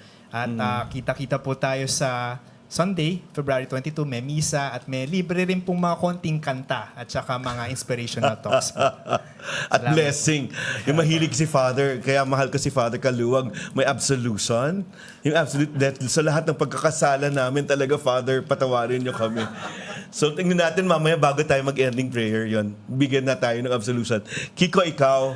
Siguro on the topic nga po, forgiveness and absolution. No? Again, yung tema natin ay tayo ang people power. No? That's And yung, true. ang That's ibig sabihin nun, yung tagumpay ng bayan natin from 86 onwards, tayo yun. Pero yung mga pagkukulang ng bayan natin from 86 onwards, Ako, tayo hindi rin yun. natin So, yun. I think it's an opportunity to ask na saan tayo nagkulang, pero more importantly nga, it's an opportunity din to ask ano yung magiging ambag ko sa solusyon. Kasi, ayun nga, yung kagandahan ng demokrasya is that pag nagkakamali, there's always a chance to do better. There's always a chance to make it up. So, yun po. Sana, with that in mind, with that somber but also firm voice with that somber and firm voice na tumitindig tayo laban sa mga krisis na hinaharap natin, inaanyayahan po kayo ng Trillion Peso March movement na makilahok sa ikatlong Trillion Peso March na marami pong schedule sa Feb 25 sa People Power Monument lang, pero ang main program po natin ay 3 p.m. po sa People Power Monument for the 3rd Trillion Peso March. Ang sarap sabihan kay Kiko, no? Ginusto mo yan, eh. Pero nandito kami para sa kwartahan ka lagi. Maraming salamat. Ito, bukas ka na, okay? Bukas na po kami. Okay. Bukas na po tayo. 4 p.m. po sa Quezon Memorial Circle. People Power 40 Kick-Off Concert. Okay. Ang unang activity that will kick off the series of Will activities. inspire all the other activities para sana lahat ng pumunta sa kanila, pumunta sa iba't pang mga activities, no? So, ano ang pangako doon sa mga tao? Awit at aksyon kontra korupsyon. No? Awit at aksyon kontra korupsyon. Tuloy ang laban, di ba? Let's reclaim the story of the Filipino. We celebrate the wins. That's true. Diba? That's true. That's At true. huwag tumigil. Give us a message from someone working in government as a new lawyer. Okay, so Okay. Sir said it beautifully a while ago. If you want to make a direct contribution to the people, work for the government. And if you think you can do good, work for the government. Just ignore the noise. Be the person that you want to see there. If it's good governance that you want, then excel as a good example to the people. So that's Work it. in government daw, Kiko. Work in government daw, Oliver. See you. Father, go. Final message before Pwede ba ako you wanted to mag-plug, lead your Noel? prayer. Yeah, go. So, I would like to invite you also to follow the partnership that Caritas Philippines has with DPWH. No? We will monitor, hindi lang monitor, but we will also take part in the budgeting process. Good. Para masigurado yung project hindi pa dapat yung community, pangangailangan talaga ng community. So we're going to have on-ground activation in the different areas of through the diocese, no? Hindi lang to monitor project, but to also be involved in the budgeting process. Hindi lamang sa monitoring, but isa pa lang, makontrol yung corruption. No? And we're also having programs with DepEd, DSWD. Very good. And then we're going to meet DNR and DOH at saka migrant workers. Okay. Ayun na, narinig na yung call mo to work with government or for government. Father, can you indulge us with a prayer? Sana absolution, pero pwede bang voice over na lang? Can you show the other frame? Voice over na lang ako. Can you show the other frame now? But yeah. You can make me voice over. Tanggalin niyo na ako. Okay. But Father, maraming salamat sa ginagawa nyo at yun, sana yun patuloy yung lahat ng initiatives natin at magsuportahan kasi mahaba pa yung laban. Yes. And hopefully, we do not repeat the mistake of 1986. Akala natin tapos na after it. Yeah. So, can we show the other frame? Voice over na lang ako. Voiceover na lang daw si Father. Thank you. Yeah. In the name of the Father, and of the Son, and of the Holy Spirit. Amen. Almighty God and loving Father, salamat po sa muling pagpukaw ng aming damdamin upang masimulan namin ang isang bagay na nagsimula 40 years ago. Hindi masimulan, kundi muling paigtingin ang diwa ng people power na sana ay makita ng tao na ito ay laging buhay. Kailangan lang bigyan ng panibagong sigla, ipagpatuloy ng walang humpay. Basbasan mo kami, Panginoon, na sana'y kami maging instrumento ng iyong biyaya upang tunay namin madala ang kapangyarihan sa mamamayang Pilipino sa buong bansa. Basbasan mo ang mga darating na araw, lalong-lalo na ang pag-alala at punita namin sa 1986 EDSA People Power. At basbasan mo rin ang lahat ng aming mga pinuno na sana sila ay magkaroon ng pagbabago, ng pagbabalik loob upang tunay silang mga tagapaglingkod ng ating mamamayan. Nihiling namin ito sa pamagitan ng panalangin ng Mahal na Birheng Maria, Reyna ng Kapayapaan. At sa ngalan ng anak aming Panginoon Kristo. Amen. Sa ngalan ng Ama, ng Anak, at Espiritu Santo. Maraming salamat, Father. Magkita-kita po tayo sa mobilization. Salamat, Father. Salamat, Oliver. Salamat, Attorney Dan. Salamat, Kiko. Salamat, Boom. At mag-stay ka pa. Maraming salamat. Friends, as we stand an important moment in our nation's chapter, let's not merely look back at EDSA 1986 as a faded photograph. Hindi lang siya isang alaala. We see it as a living flame, flickering still, demanding to be rekindled in our hearts. Pag-alabin natin ang diwa ng EDSA sa puso natin, sa mga ganap na concert, prayer rally, mobilizations, at habang under rehabilitation ng EDSA, sana ganun din yung puso at diwa natin bilang mga tao, bilang mga Pilipino. Maraming salamat at magkita-kita tayo patuloy natin mag-level up. Maraming salamat sa Radyo Katipunan para sa pagkakataong ito. Thank you very much. We'll see you again. Maraming salamat. Thank you. At least nagsama-sama tayo ngayon. Walang ganitong malaking session planning. We will be back in a few, Katipuneros, so please stay tuned. Calling on all young male professionals. Do you wish to live an extraordinary life? Are you tired of the routine and mundane and long for a dynamic, adventurous, and even dangerous life? Do you wish to make your life count and hope to make an impact long after you're gone? Do you wish to live a life of service to society, to country, and to dear Mother Earth? Then you are the one we are looking for. Consider the Society of Jesus. Join the Church's gallant army and turn your world upside down. Call the Jesuits Vocations Promotions Team 426-6101, local 3406. Once again, 426-6101, local 3406. And there was another drive-by shooting. The fire we reported at the fire hall is still burning out. Do you sometimes feel confused or lost in the complications and complexities of life? Do you feel drained, listless, or exhausted from the daily burdens and responsibilities? Why not seek our campus ministers on air every Tuesday from 2 to 3 in the afternoon? Listen to our counselors from the Loyola School's Campus Ministry Office as they ground our lives in our faith, in our school's spiritual tradition. Campus Ministers on Air. Be guided, be inspired, be blessed. Listen to our Campus Ministers on Air. Radyo, radyo, radyo, radyo, radyo, radyo, radyo, Katipunan. Radyo, Katipunan. Radyo, Katipunan. Radyo, radyo, radyo, Katipunan. Radyo, radyo, radyo, Katipunan. The voice the Blue Eagle, kami di mapipigil sa pagbabalitang tumpa at tama. Buhay Atenista, sa loob sa labas ng eskwela, ating ibibida lahat ng eskwela.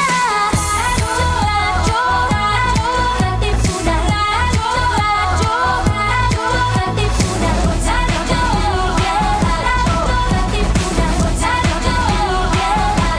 Katipunan. Kawal ni Ignacio, Katipunero sugod, todo sa kayod, tulong at tulong. Lipad na Blue Eagle, galing hiling at tigil, blue and white, one big fight. Radyo, Katipunan. Radyo, Katipunan.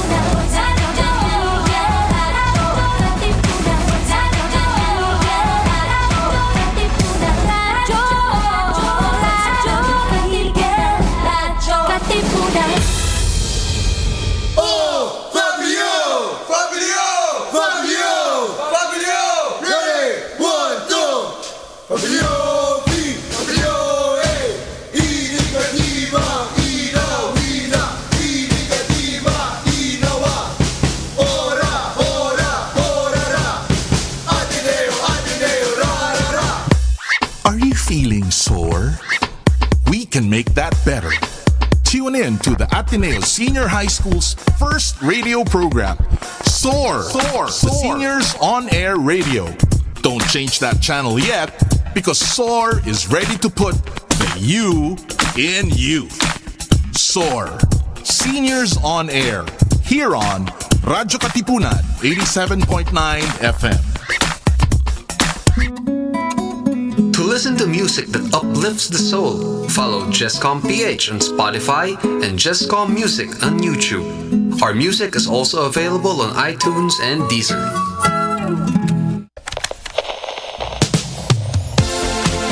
Let's take it back to the songs of your time.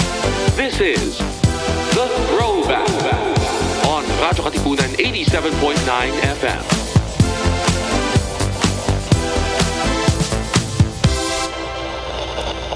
Tara na't simulan ang inyong umaga sa mga magagandang refleksyon tungkol sa ating buhay at pananampalataya. Kasama sina Father J. Boy Gonzales at Father Nono Alfonso ng Kapisanan ni Jesus, Binibining Risa Singson Kaupeng ng Feast Magazine, Father Fiel Pareha mula sa Archdiocese ng San Fernando, Pampanga, at Cardinal Luis Antonio Tagle. Dito sa Kapet Pandasal sa Radyo Katipunan 87.9 FM.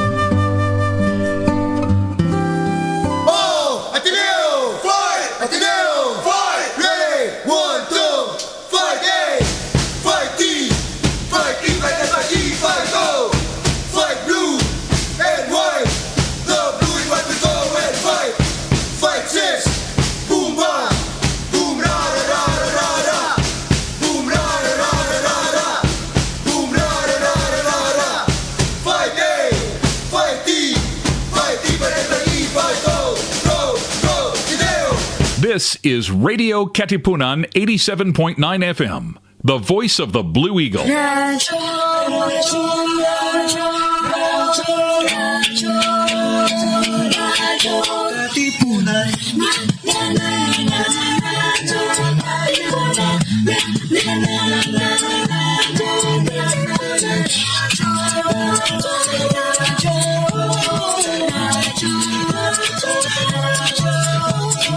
Voice of the Blue Eagle, kami di mapipigil sa pagpapalitang tumpak at tama.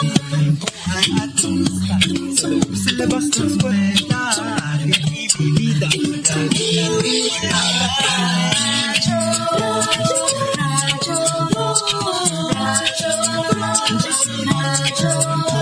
The voice of the Blue Eagle,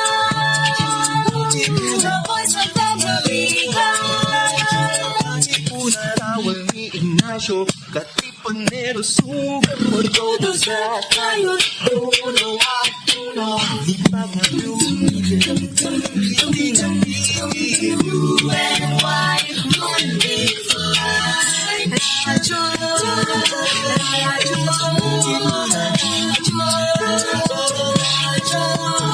the voice of the Blue Eagle.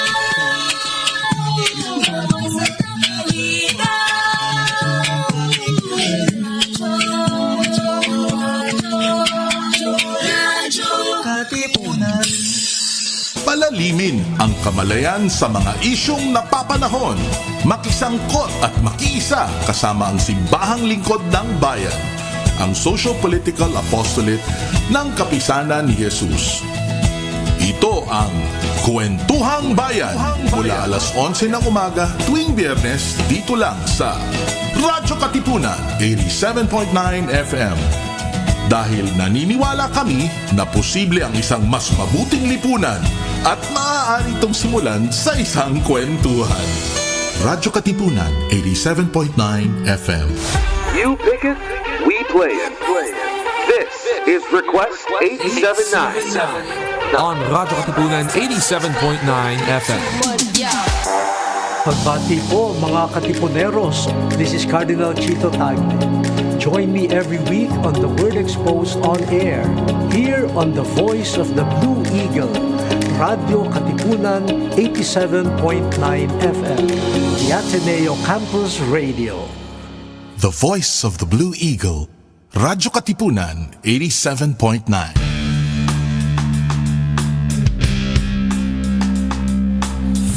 Fight, blue and white. Fight, blue and white. Fight, blue and white.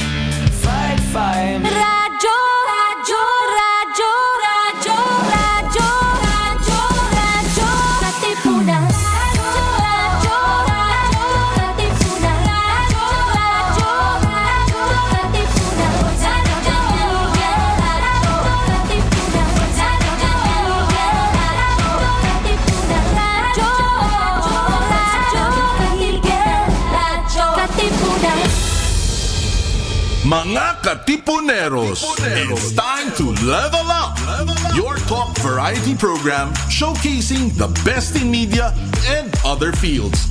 As we feature the most loved personalities and the best practices of what we truly refer to as Magis.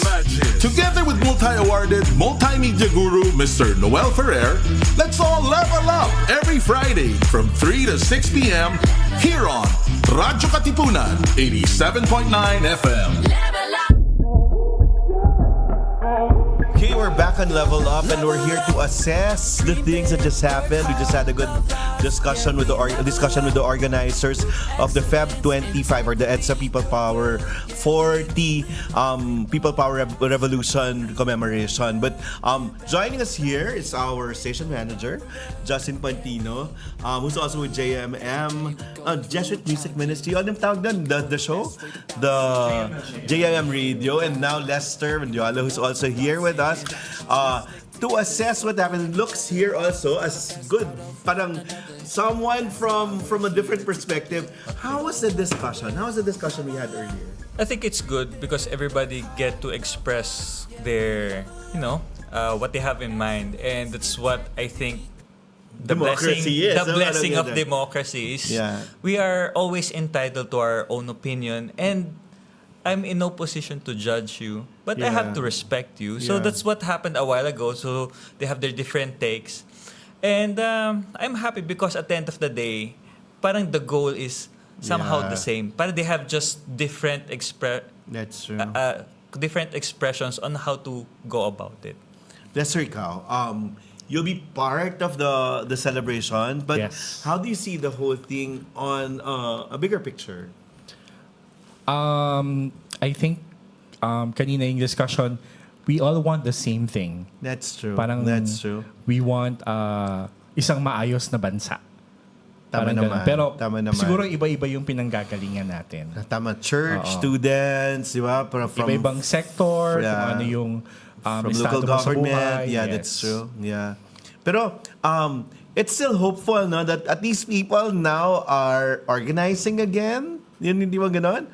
Pero yun, sana nga parang may synergy, no? Sana you're thinking, kung holiday naman yung Sunday, sana yung big mobilization, parang trillion peso march, naging Sunday. Tapos doon yung Wednesday na 25th, pero tama naman si Kiko, kailangan talaga i-mark yung 25th eh.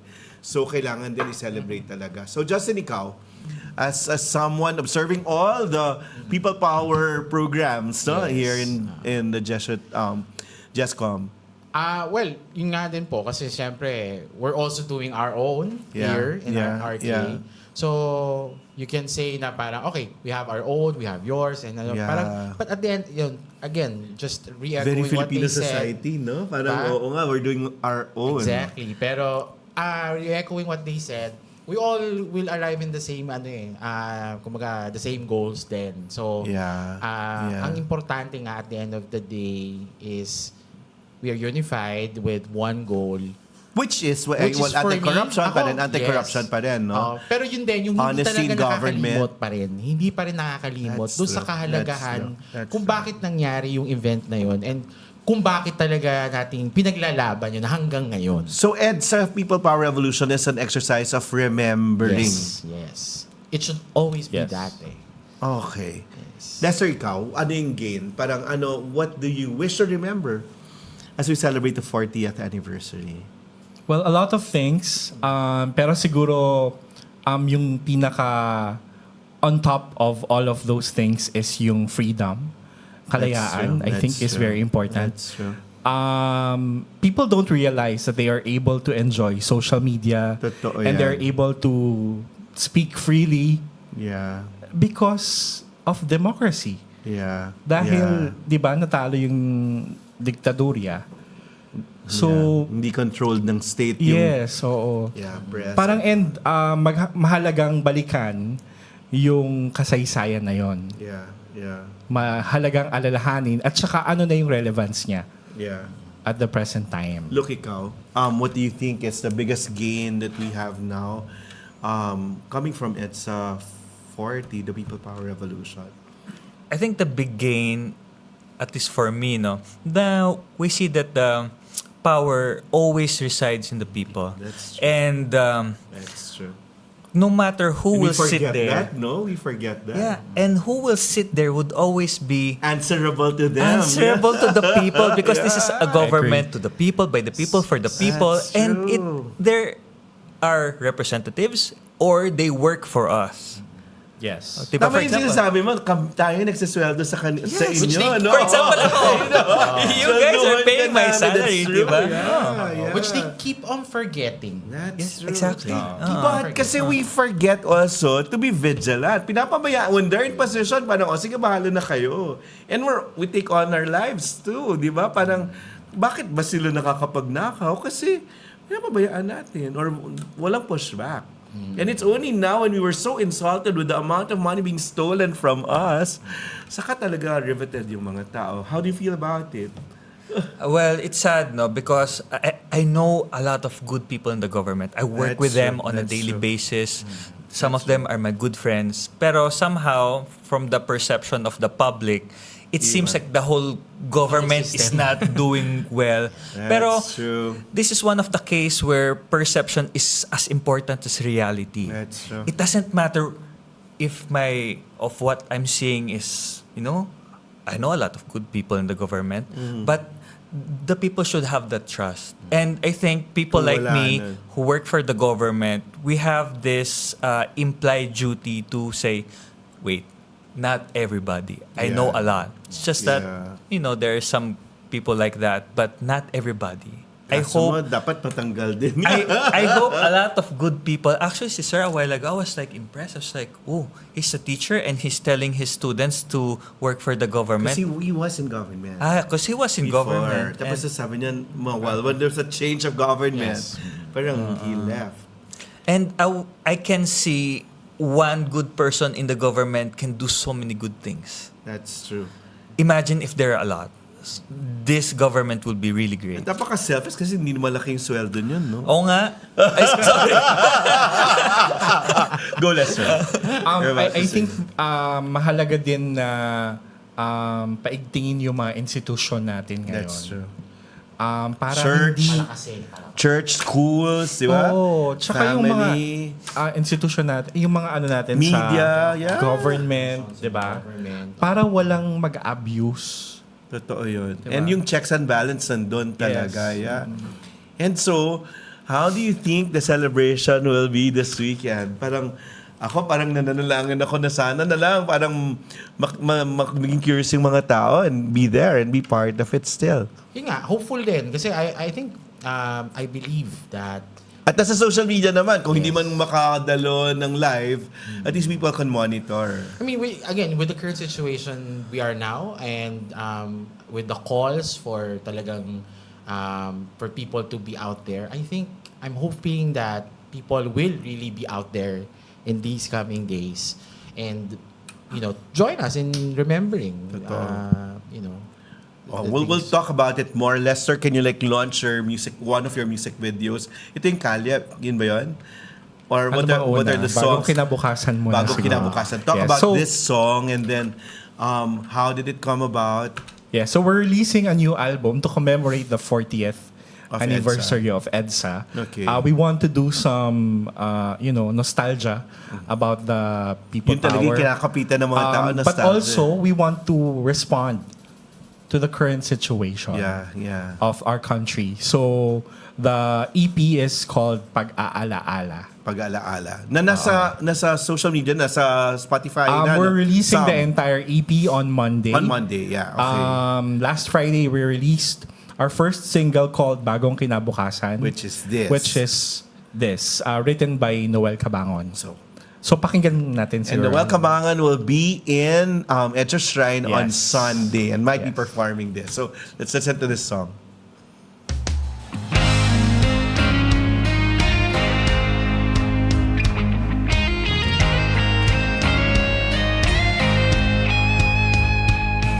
Saan na nga ba napunta mga tagumpay na bunga ng maraming taot dekada ng paglaban at pakikibaka? O kailan buhay na inalay kinabukasang sinugal, ngunit kay daling nabura, kasaysay ay pilit iniba. Ako ngayon ay naririto, puso'y nag-aalin puyo sa sinapit ng bayan ko, pagbayari ng mga demonyo.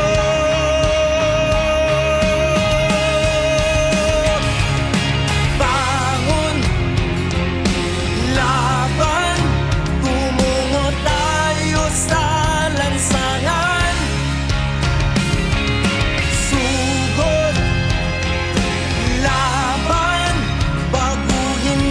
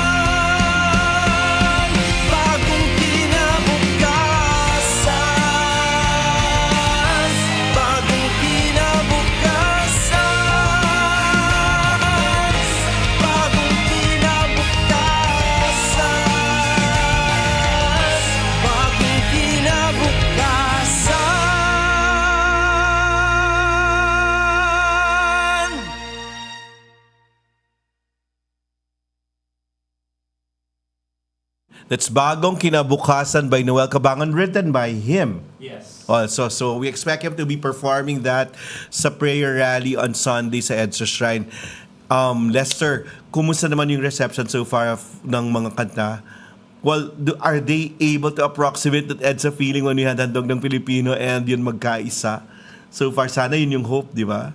Yes, well, maganda naman yung response with the songs that we've released. We've released another song today. It's called Kalye. And then, itong project na to, nanganak na lang siya ng mas marami pang kanta. We were only supposed to produce 3 songs, but we had 5 songs na. We'll have Kalye as our closing thing later. Yes, So, Justin, ikaw, yaman din lang at si Luca din nandito at siyang yung siya yung idol ng pagkabata. Ano yung pwede mong itanong at sa kanya? At dati kasi, nung nandun tinitingnan ka na niya ng idol mo. Nung di pa siya nakaswear in nun. So how did your life change from your swearing in? Besides that, people parang talk to me nicely now. May paggalang na. Meron. Okay. And I would feel it. Sometimes... Dati ba hindi? No, parang if I express my opinion, parang they're like, okay. Now they're like, okay. They're more convinced na. Okay. So I guess there's a change, no? Okay. Pero I don't want to get it over my head kasi That's true. I still wanna continue what I'm doing. That's true. I'm not gonna change jobs. Still, Not yet, you said. Oh nga pala, not yet. Kasi the problem, if your boss is too nice, you can't just leave your boss. But That's I told true. my boss, promise, I'll stay as long as you're there. Pero we don't know. So once he leaves, then I might leave. Pero let's see. It's still up in the air. Yung kanyang... Sorry. Actually, yun. I think that's actually Hindi, marami ka pang tanong sa kanya. Kung magmamodel ka raw ulit. Yeah. Ayan, kasi So, kiniklip niya yung lahat ng pictures mo dati at pinupost. So, I'll be doing this show by Randy Ortiz. So, Randy at 50. So, he invited me to attend his fashion show. Mag-fashion show siya ulit. Pero hindi ba you're really talaga parang Randy Ortiz? He would always get me because I was under PMEP. I was able to work in one of the and events. then Randy Ortiz, he was one of those designers who would book me and put me in his lineup. I don't know why. And he would always complain before because I'm too skinny. And Pero international yung level naman ng modeling kasi pag itsura mo hindi ka mukhang hindi siya you look foreign, like a foreigner. I was lucky enough to be... Ano sinasabi na yung itsura mo, di ba? Besides weird. Hindi. Just kidding. Because during that time, parang UAE, parang European skinny models were in, and then bulk models were out. So, yung time nila, John Hall and Mark Nelson. Ikaw yung iba. Sorry, I keep on... pero, a new trend. It's so hard to keep up with that. I mean, how do you get that muscles, Pero, it was a new trend coming in, and just so happened to be, I look like that. I was in the right place at the right time. So, luckily. Ikaw na magtanong. Ako meron akong tanong. Go. I'm curious kasi I learned that attorney, you were the inspiration for one of the characters in Bar Boys. Yes. Yeah. Tama ba? I was told by the director/writer si Kip kasi we were college barkada. Parang this was after the release of Bar Boys 1. And then he interviewed me before, I think a year and a half ago, for Bar Boys 2. Pero my character, the character of Kian Cipriano, was based on me during our college days. Kasi but he dropped out of school, di ba? Or he... Yeah, because during that time, I kind of stopped and then did half load. Because it's hard to... during that time, I got so many work. Okay. And then it's so hard not to do them kasi they're good. And, I thought like break would come in just just that time, no? Parang I was mistaken. It can come pala multiple times. So, That's true. so I had to stop school for a bit to do more modeling and TV commercials and TV. Parang all of it at the same time. Parang swerte lang talaga during that time. I was in the right place at the right time, and for some reason they accepted me. They accepted my look during that time. Pero my own opinion, kasi I look weird that time eh. Weird ka I was dyan. skinny. I was so skinny. I have long hair. Okay, yeah. Pero it's as you were different. You were different, Maybe. pero kakaiba. Paano mo nagustuhan yan? Iba yung anong look niya yung nagustuhan mo? Hindi, yun nga. Parang hindi ka kasi siya yung conventional na archetype ng model eh. Kasi diba, usually, well, yun nga, again, baka nagbago na nga yung trend. But they prefer more bulkier, more defined, with more defined physique. Kasi siguro, it brings out more it highlights for example, the clothes. Correct. Yeah. So I think... Pero yung pictures niya sa'yo, hindi may clothes ha? Hindi lahat may clothes. I know, for more than a decade, I was just, half naked daw. Diba? For a good decade, diba? So, may tanong ka. May tanong ka doon. So, hindi ka na pwede mag-bench underwear fashion show? You see yourself doing that? Magugulat ka? I'm not so sure because somehow parang I'll feel shy na kasi I know after that show, I'll go back to my work, see my workmates, and go to the community and talk to mas farmers. mataas yung value mo nun, ha? Ikaw, do you, as someone who like to follow him, do you... And now that you are in that kind of, kumbaga, di ba yung sabi mo nga kanina, may parang shift of, So, pero yun nga, are you considering it somehow na babalik ka? Maasa siya. Definitely just to, augment the salary that I'm getting from now. Yun yung motivation. I think the department naman loves me and they'll not gonna kick me just by saying that. Pero, it's a government service. It's, love for the country. And what can you expect? So, and I like serving the country, serving the people. I just get my extra income somewhere else. But they'll be liberal in like making you see, kunyari, do endorsements or do... I don't see any problem with that. Okay. But as to limited practice as a lawyer, I cannot represent somebody and the case is against the state kasi I work for the state. Pero yun yung parang bang yun ba yung sa your lawyer? Kahit notary public. Ayun, baka pwede. Pero it's kind of labor intensive kasi you have to file, keep track of the documents. That's true. What kind of lawyer are you trying to? I want to be a constitutional lawyer because I believe in the Constitution. I think all laws emanates from the Constitution and it's the highest law of the land. And what can you say about the West Philippine Sea issue? Okay. Sige, go. Are we going there? Sure. Okay, I'll go. Okay. So, I think we have economic rights over that part of that sea. No? Pero as to the sovereignty, it only extends up to so much. And then after that, we just have rights. So the West Philippine Sea belongs to that part, and I believe that it should be the Filipino people who should benefit and enjoy those resources coming from that part of the sea. And we got it. It's arbitral ruling. Yeah, and we won. But it's hard to do. I mean, kudos whoever represented us. I mean, internationally against, That's true. No, so, I'll ask you about yung constitutional law. No? So, nowhere in the Constitution does it require, for example, national leaders to go through debates or all these fora before they get elected to office. So, but parang kailangan, di ba? Parang for people for these public officials, yun nga, pag nag-apply ka bilang taxi driver or kahit na mekaniko, merong aptitude test, di ba? Or may mga exams. As to the qualifications, we cannot add more to the Constitution. It's sad na I've been seeing posts of celebrities saying that we should, add more qualifications. There's a jurisprudence covering that we cannot add more to the Constitution. Pero pwede ba kunyari, require them lang to attend debates or mga fora? Kasi, di ba some people win elections without them explaining what their what they stand maybe that's for. part of the civil society trying to exercise their right to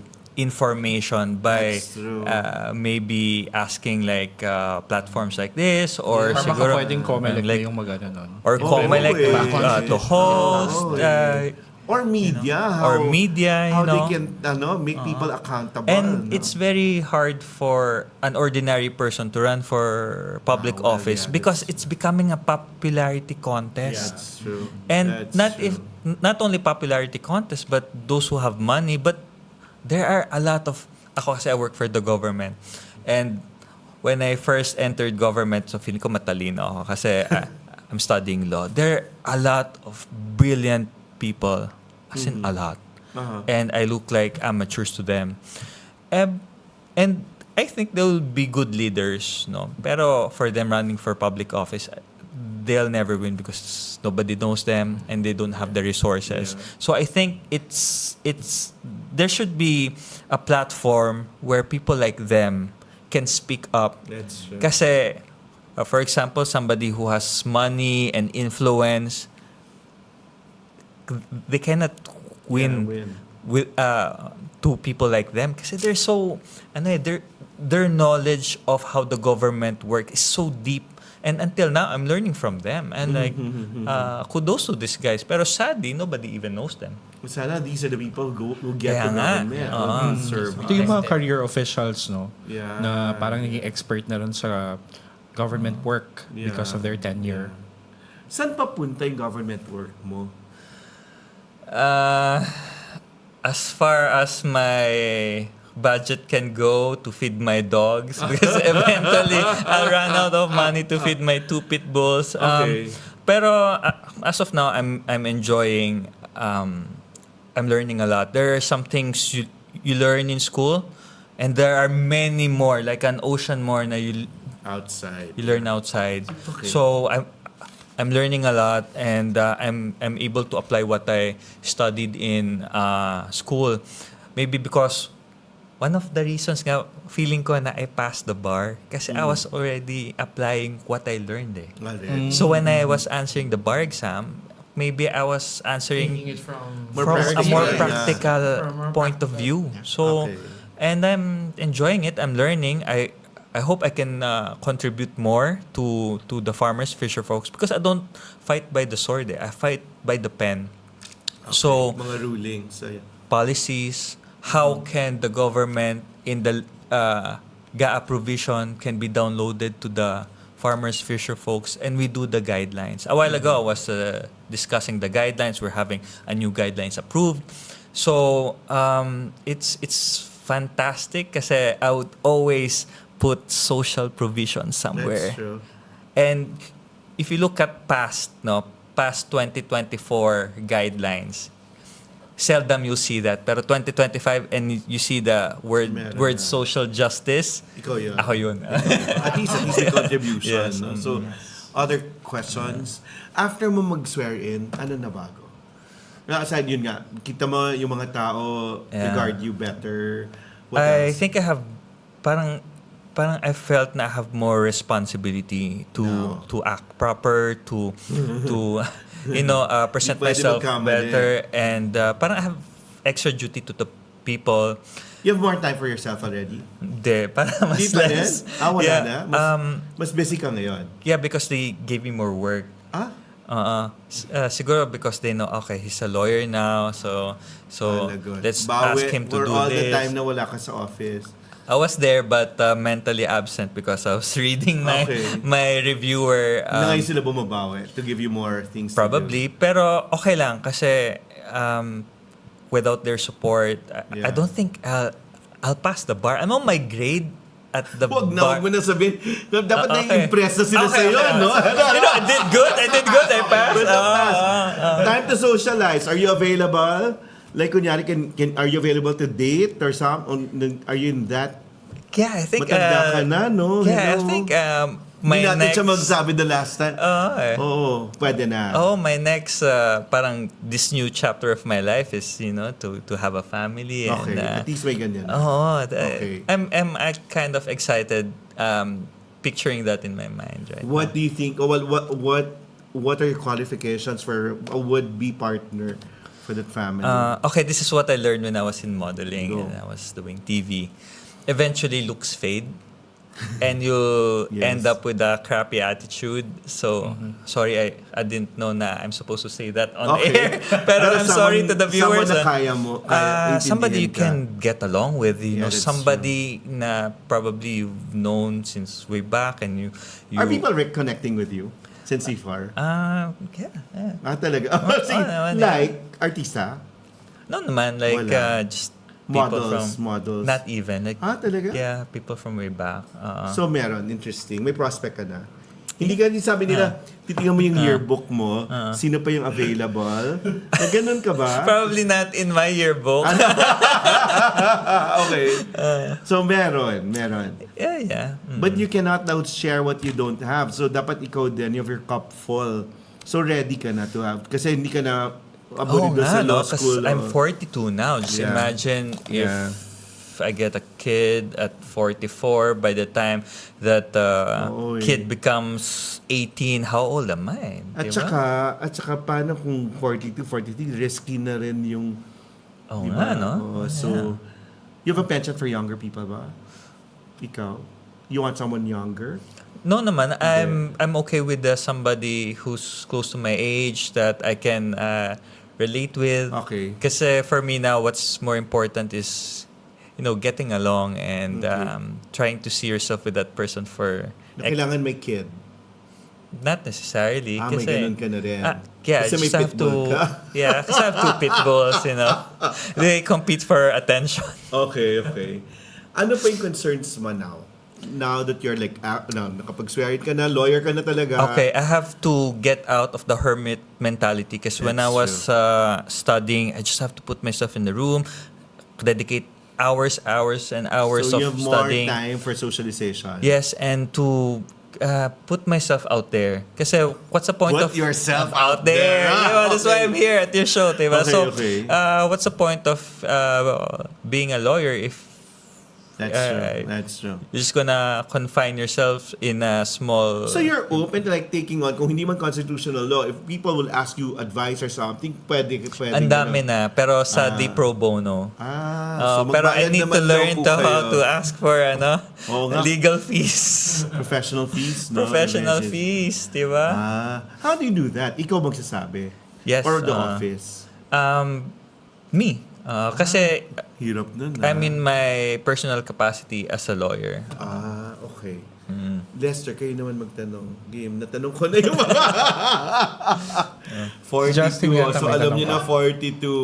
I'm not here to cast other things that you want to do. Other things I want to do. So besides my work for the government, I want to be involved with causes. Yeah, especially if ever may ganun advocacy, anong pwedeng advocacy yung pasukin mo? Well, what do you feel strongly about? Aside from farmers, fisher folks, I like fighting for equal opportunity and having same privilege as an ordinary person would have the same privilege as a rich kid, you know. So to me, if a rich person can go to the school, so as anybody else. So there should be a cause that would be a platform for that, because there are so many talent, there's so many intellectual people, but opportunity comes seldom. That's true. So maybe more opportunity for those who have less in life. Then okay for you to go back to show business? Anytime. Okay. Yeah. So do acting work? Yeah, or hosting or anything. Yun nga. Yeah. More of that than modeling. Modeling, you're okay, or you choose na rin? Modeling, it depends. Siguro if it's shows like Randy Shoots. Pero for example, like Ready to Wear, I'm quite old doing credit. Talaga? I think so. Hindi yung mga kunyari, brands that would fit siguro. Correct. O game, kalumpangin natin si Benchan, the next Bench fashion show. I don't know when's that. Di ba? Is the Bench underwear show? Is there one this year? I think so. Later in the year. Will you be open to doing that? Minus the underwear, I'm okay. Minus the underwear. I mean, wearing pants, diba? Not just underwear. Boring. I mean, if you are to like endorse a product, ano yung ideal na bagay sa brand mo? Wag pen ha. Okay. Parang ganun. Ang boring pag... I guess that has something to do with health. Kasi it's something that I would advocate also. Kasi I have friends my age and they're sick na. Sorry. So, siguro that's why I'm enjoying also my life right now because I'm healthy and fit. I'm healthy and you still trying run? to be fit. You still run? Yeah, every morning before going to the gym. Before going to work, I would go to the gym. So I would do parang mga 30 minutes, 40 every minutes. day pa rin? Except Friday. Yes, so Monday to Thursday, except Friday. And then Saturday, Sunday, sometimes I'll just do home exercises at home. So health, fitness, wellness, those are the products na pwede. Other things. Todo mo na, Justin, go. Any other thing? Okay, so hosting is okay. What else? Events hosting, yeah? No, yes, siguro as to hosting, maybe not so those with parang political theme kasi I don't wanna... Pageants. Kasi konti lang yung mga taong gumagawa niyan now. Yes, you see why yourself not? doing that? Yes, why not? Okay, pwedeng mag-pageants. And I did that before, Yeah. before law school. Yes. But mga province, ganon. Okay naman yun. At Tagalog ka rin at pwede ka mag-adjust sa Oo language. naman. Aside from Manila, may probinsya kayo? Oh, North Cotabato. My dad was born there. Pero not sure about my lolo and lola. You speak any other language? No? Wala na. Okay. Lester, ikaw na. Go. Nahiya na magtanong. Okay. Last question. No? Give you one question each before you wrap up. Para Go. naman ano to. Go. 5 years from now, you see yourself. Oh, diba? That's hard. 5 years. Okay, kasi if my boss would stick with the DA until 2028, so 2029, 2030, I don't know. Pero all I know is I want to exercise constitutional law. I still want to work for the government. There's a certain kind of fulfillment when you're serving, those who don't parang quite have more. So there's a certain fulfillment to that. So I still can see myself working for the government. Any branch of the government, who knows, diba? Not run. For public office, not it's sad, no? Parang I've inquired before to run for a certain local position like council. I was just told, this is one of those example na I don't know for a fact. I just heard it. Parang 5M for... I was like, and your salary is this much? And you're gonna spend 5M? Parang, I'm not good with math. I mean, ibabalik mo lang, kukunin mo rin I was like, how's that possible? I mean, siguro if somebody would finance if ever, where do you see yourself, like in an elective position? Sa executive? Definitely legislative. Kasi what I'm doing now is I'm doing policies and I was once a law student. Yes. You know what's hard as a law student is you have to wake up really early and you have to study like 8 hours a day to survive the week. And to survive the week, you should like study hard, go through all your classes so you can survive the semester, so you can survive the year. Then you have to graduate, then you have to endure the bar. But to be a legislator, all you need is votes. Diba? Parang it's so hard to accept na, and then, as a law student, as a lawyer, I like to, there's so many laws na I'd like to change. Can I cite one? Like what? Illegitimate children. I think it's an exercise of, in my opinion, to those... Why are you like so about it? Because my cousin's an illegitimate child. And when her father died, she would be entitled to half. How's that her fault? Diba? That's a fault of the parents. That's a good example of second-class citizenship in the Philippines.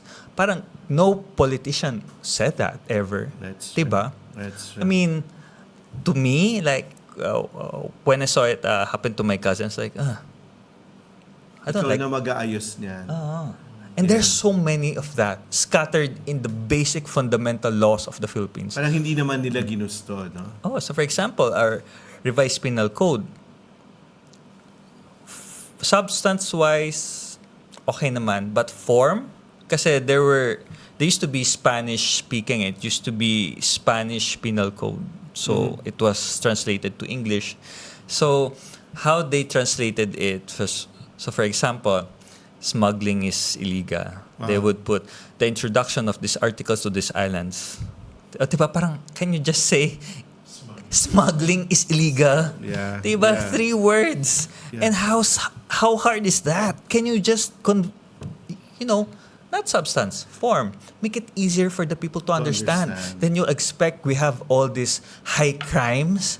Are you kidding me? Pa ngayon, hindi Diba? makapag-Ingles, di ba? Lalo na sa How quartet, crazy is diba? that? That's And then, true. this is how crazy it is. Law students would study every day and they would fail a class. Imagine those ordinary people who have not opened a law book. Those law graduates who would study for years, take it like 11 times. There's this guy who passed the bar on the 11th try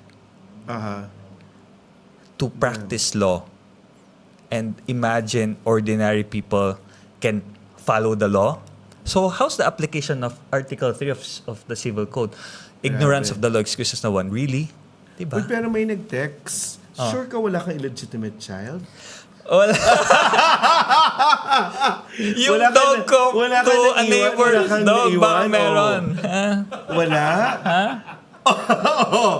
Nung bata ka, hindi ka ba sowing wild oats?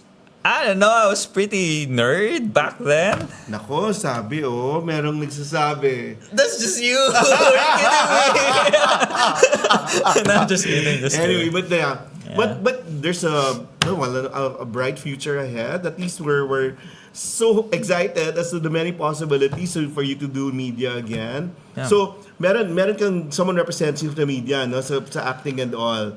So you've been talking I about. mean, those are Yun na. guys from way back who still believe na I can Yay. go back. Pero Sinabi ko sa kanya, I'll be helping him kung hosting ko dyan, yung mga pageants. Yeah. Yan, bagay sa kanya yun, or launch, or even products, bagay sa kanya. Why not? Wala siyang pores, Wala siyang pores, Justin, kaya mo siya minahal nung bata ka. So, pwede yan. Nung bata siya. Yun, pwede yun. No, well, yun nga, at least we're able to articulate what brands yung bagay sa'yo. And yun, parang wellness, fitness, health, no? Yun din talaga. Tumatanda ka na. Kaya no? nga I know. But is there anything, kunyari, aside from your hopes for yourself, hopes on for the country? Kasi we're ending this with the EDSA thing. I hope that the people realize that they are the government and everybody works for them. So we are the government, and this government is to the people, by the people, and always for the people. So always remember that. So if you always keep that in mind and in your heart, you will have a certain sense of empowerment. That's true, yeah. You know, yun yung people power talaga. And Tayo then, ang people power, di ba? Tayo yung people power, and that's the theme of the EDSA 40 celebration. Now, Lester, as we close this, can you introduce yun nga, kalye? So tama yan, no? In the end, yung mga tao ang nagde-define ng kalye, no? Tayo yung bumubuhay ng kalye. So, this song is? Our next song, our last song actually is Kalye. It's written and performed by Noel Cabangon. Toto Seryoso, sorry. Toto Seryoso with Bukas Palad and Hangad. Okay. And abangan po ninyo yung bago naming EP. It's called Pag-aalaala. Streaming On yung the buong EP 25th. on the 23rd. 23rd na. Yes. So before, para popular na siya by the 25th. Yes. So if look is for Justin, si Toto Seryoso naman, kamukha po ni ni Lester. So eto na po ang spitting image ni Lester with Toto Seryoso's Kalye, which is already out now, Yes. no? On Spotify and all other social media platforms. Maraming salamat, and we'll level up again next week. Maraming salamat, Look. And yun, those who would want, look for hosting and product endorsements. Sige. We'll fix it for you. At sana you have a bright future ahead. And thank you for that. It means a lot to me. Why? Especially from people who know me Knew you from before. way back, diba? Serious ka, naglo ka. And, ayan luckily, no. pass, diba? Yung mga pin-ups mo sa mga magazines siya, kung collect ka, hello. Kaya pala nagka-sales yung magazine way back. Diba? Okay. Thank you, Si sir. Justin yan. Okay. This is the song, Kali, and we'll see you next week. Maraming salamat.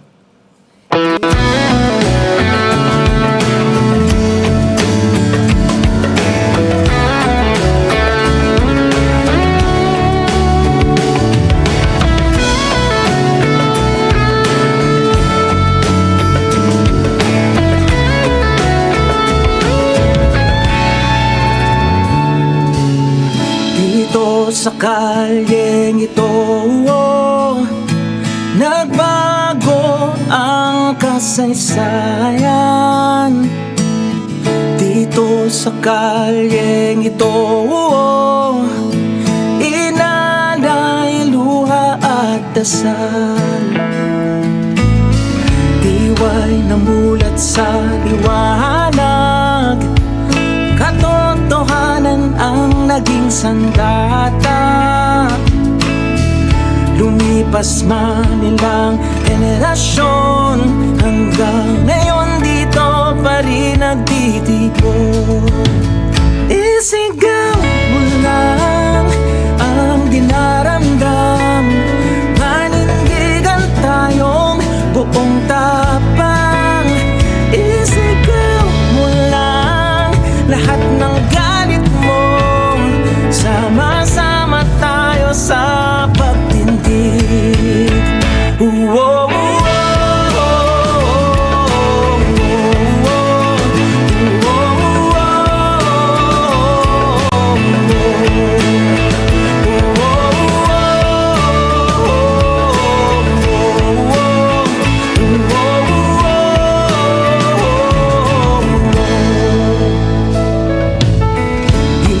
sa kalyeng ito, umiikot ang buong mundo. Naghihintay, nagbabantay, sa kalsada lahat tayo'y pantay-pantay. Kaya't isigaw mo lang ang dinaramdam, manindigan tayong buong tapang.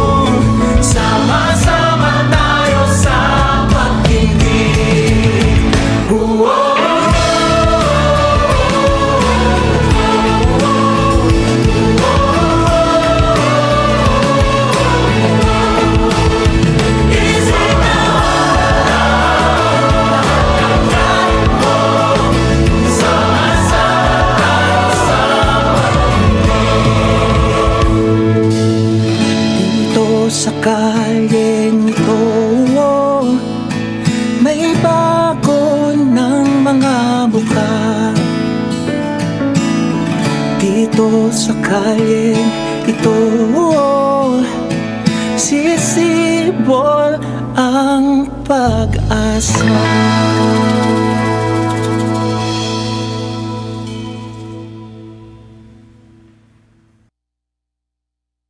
Mga Katipuneros, it's time to level up!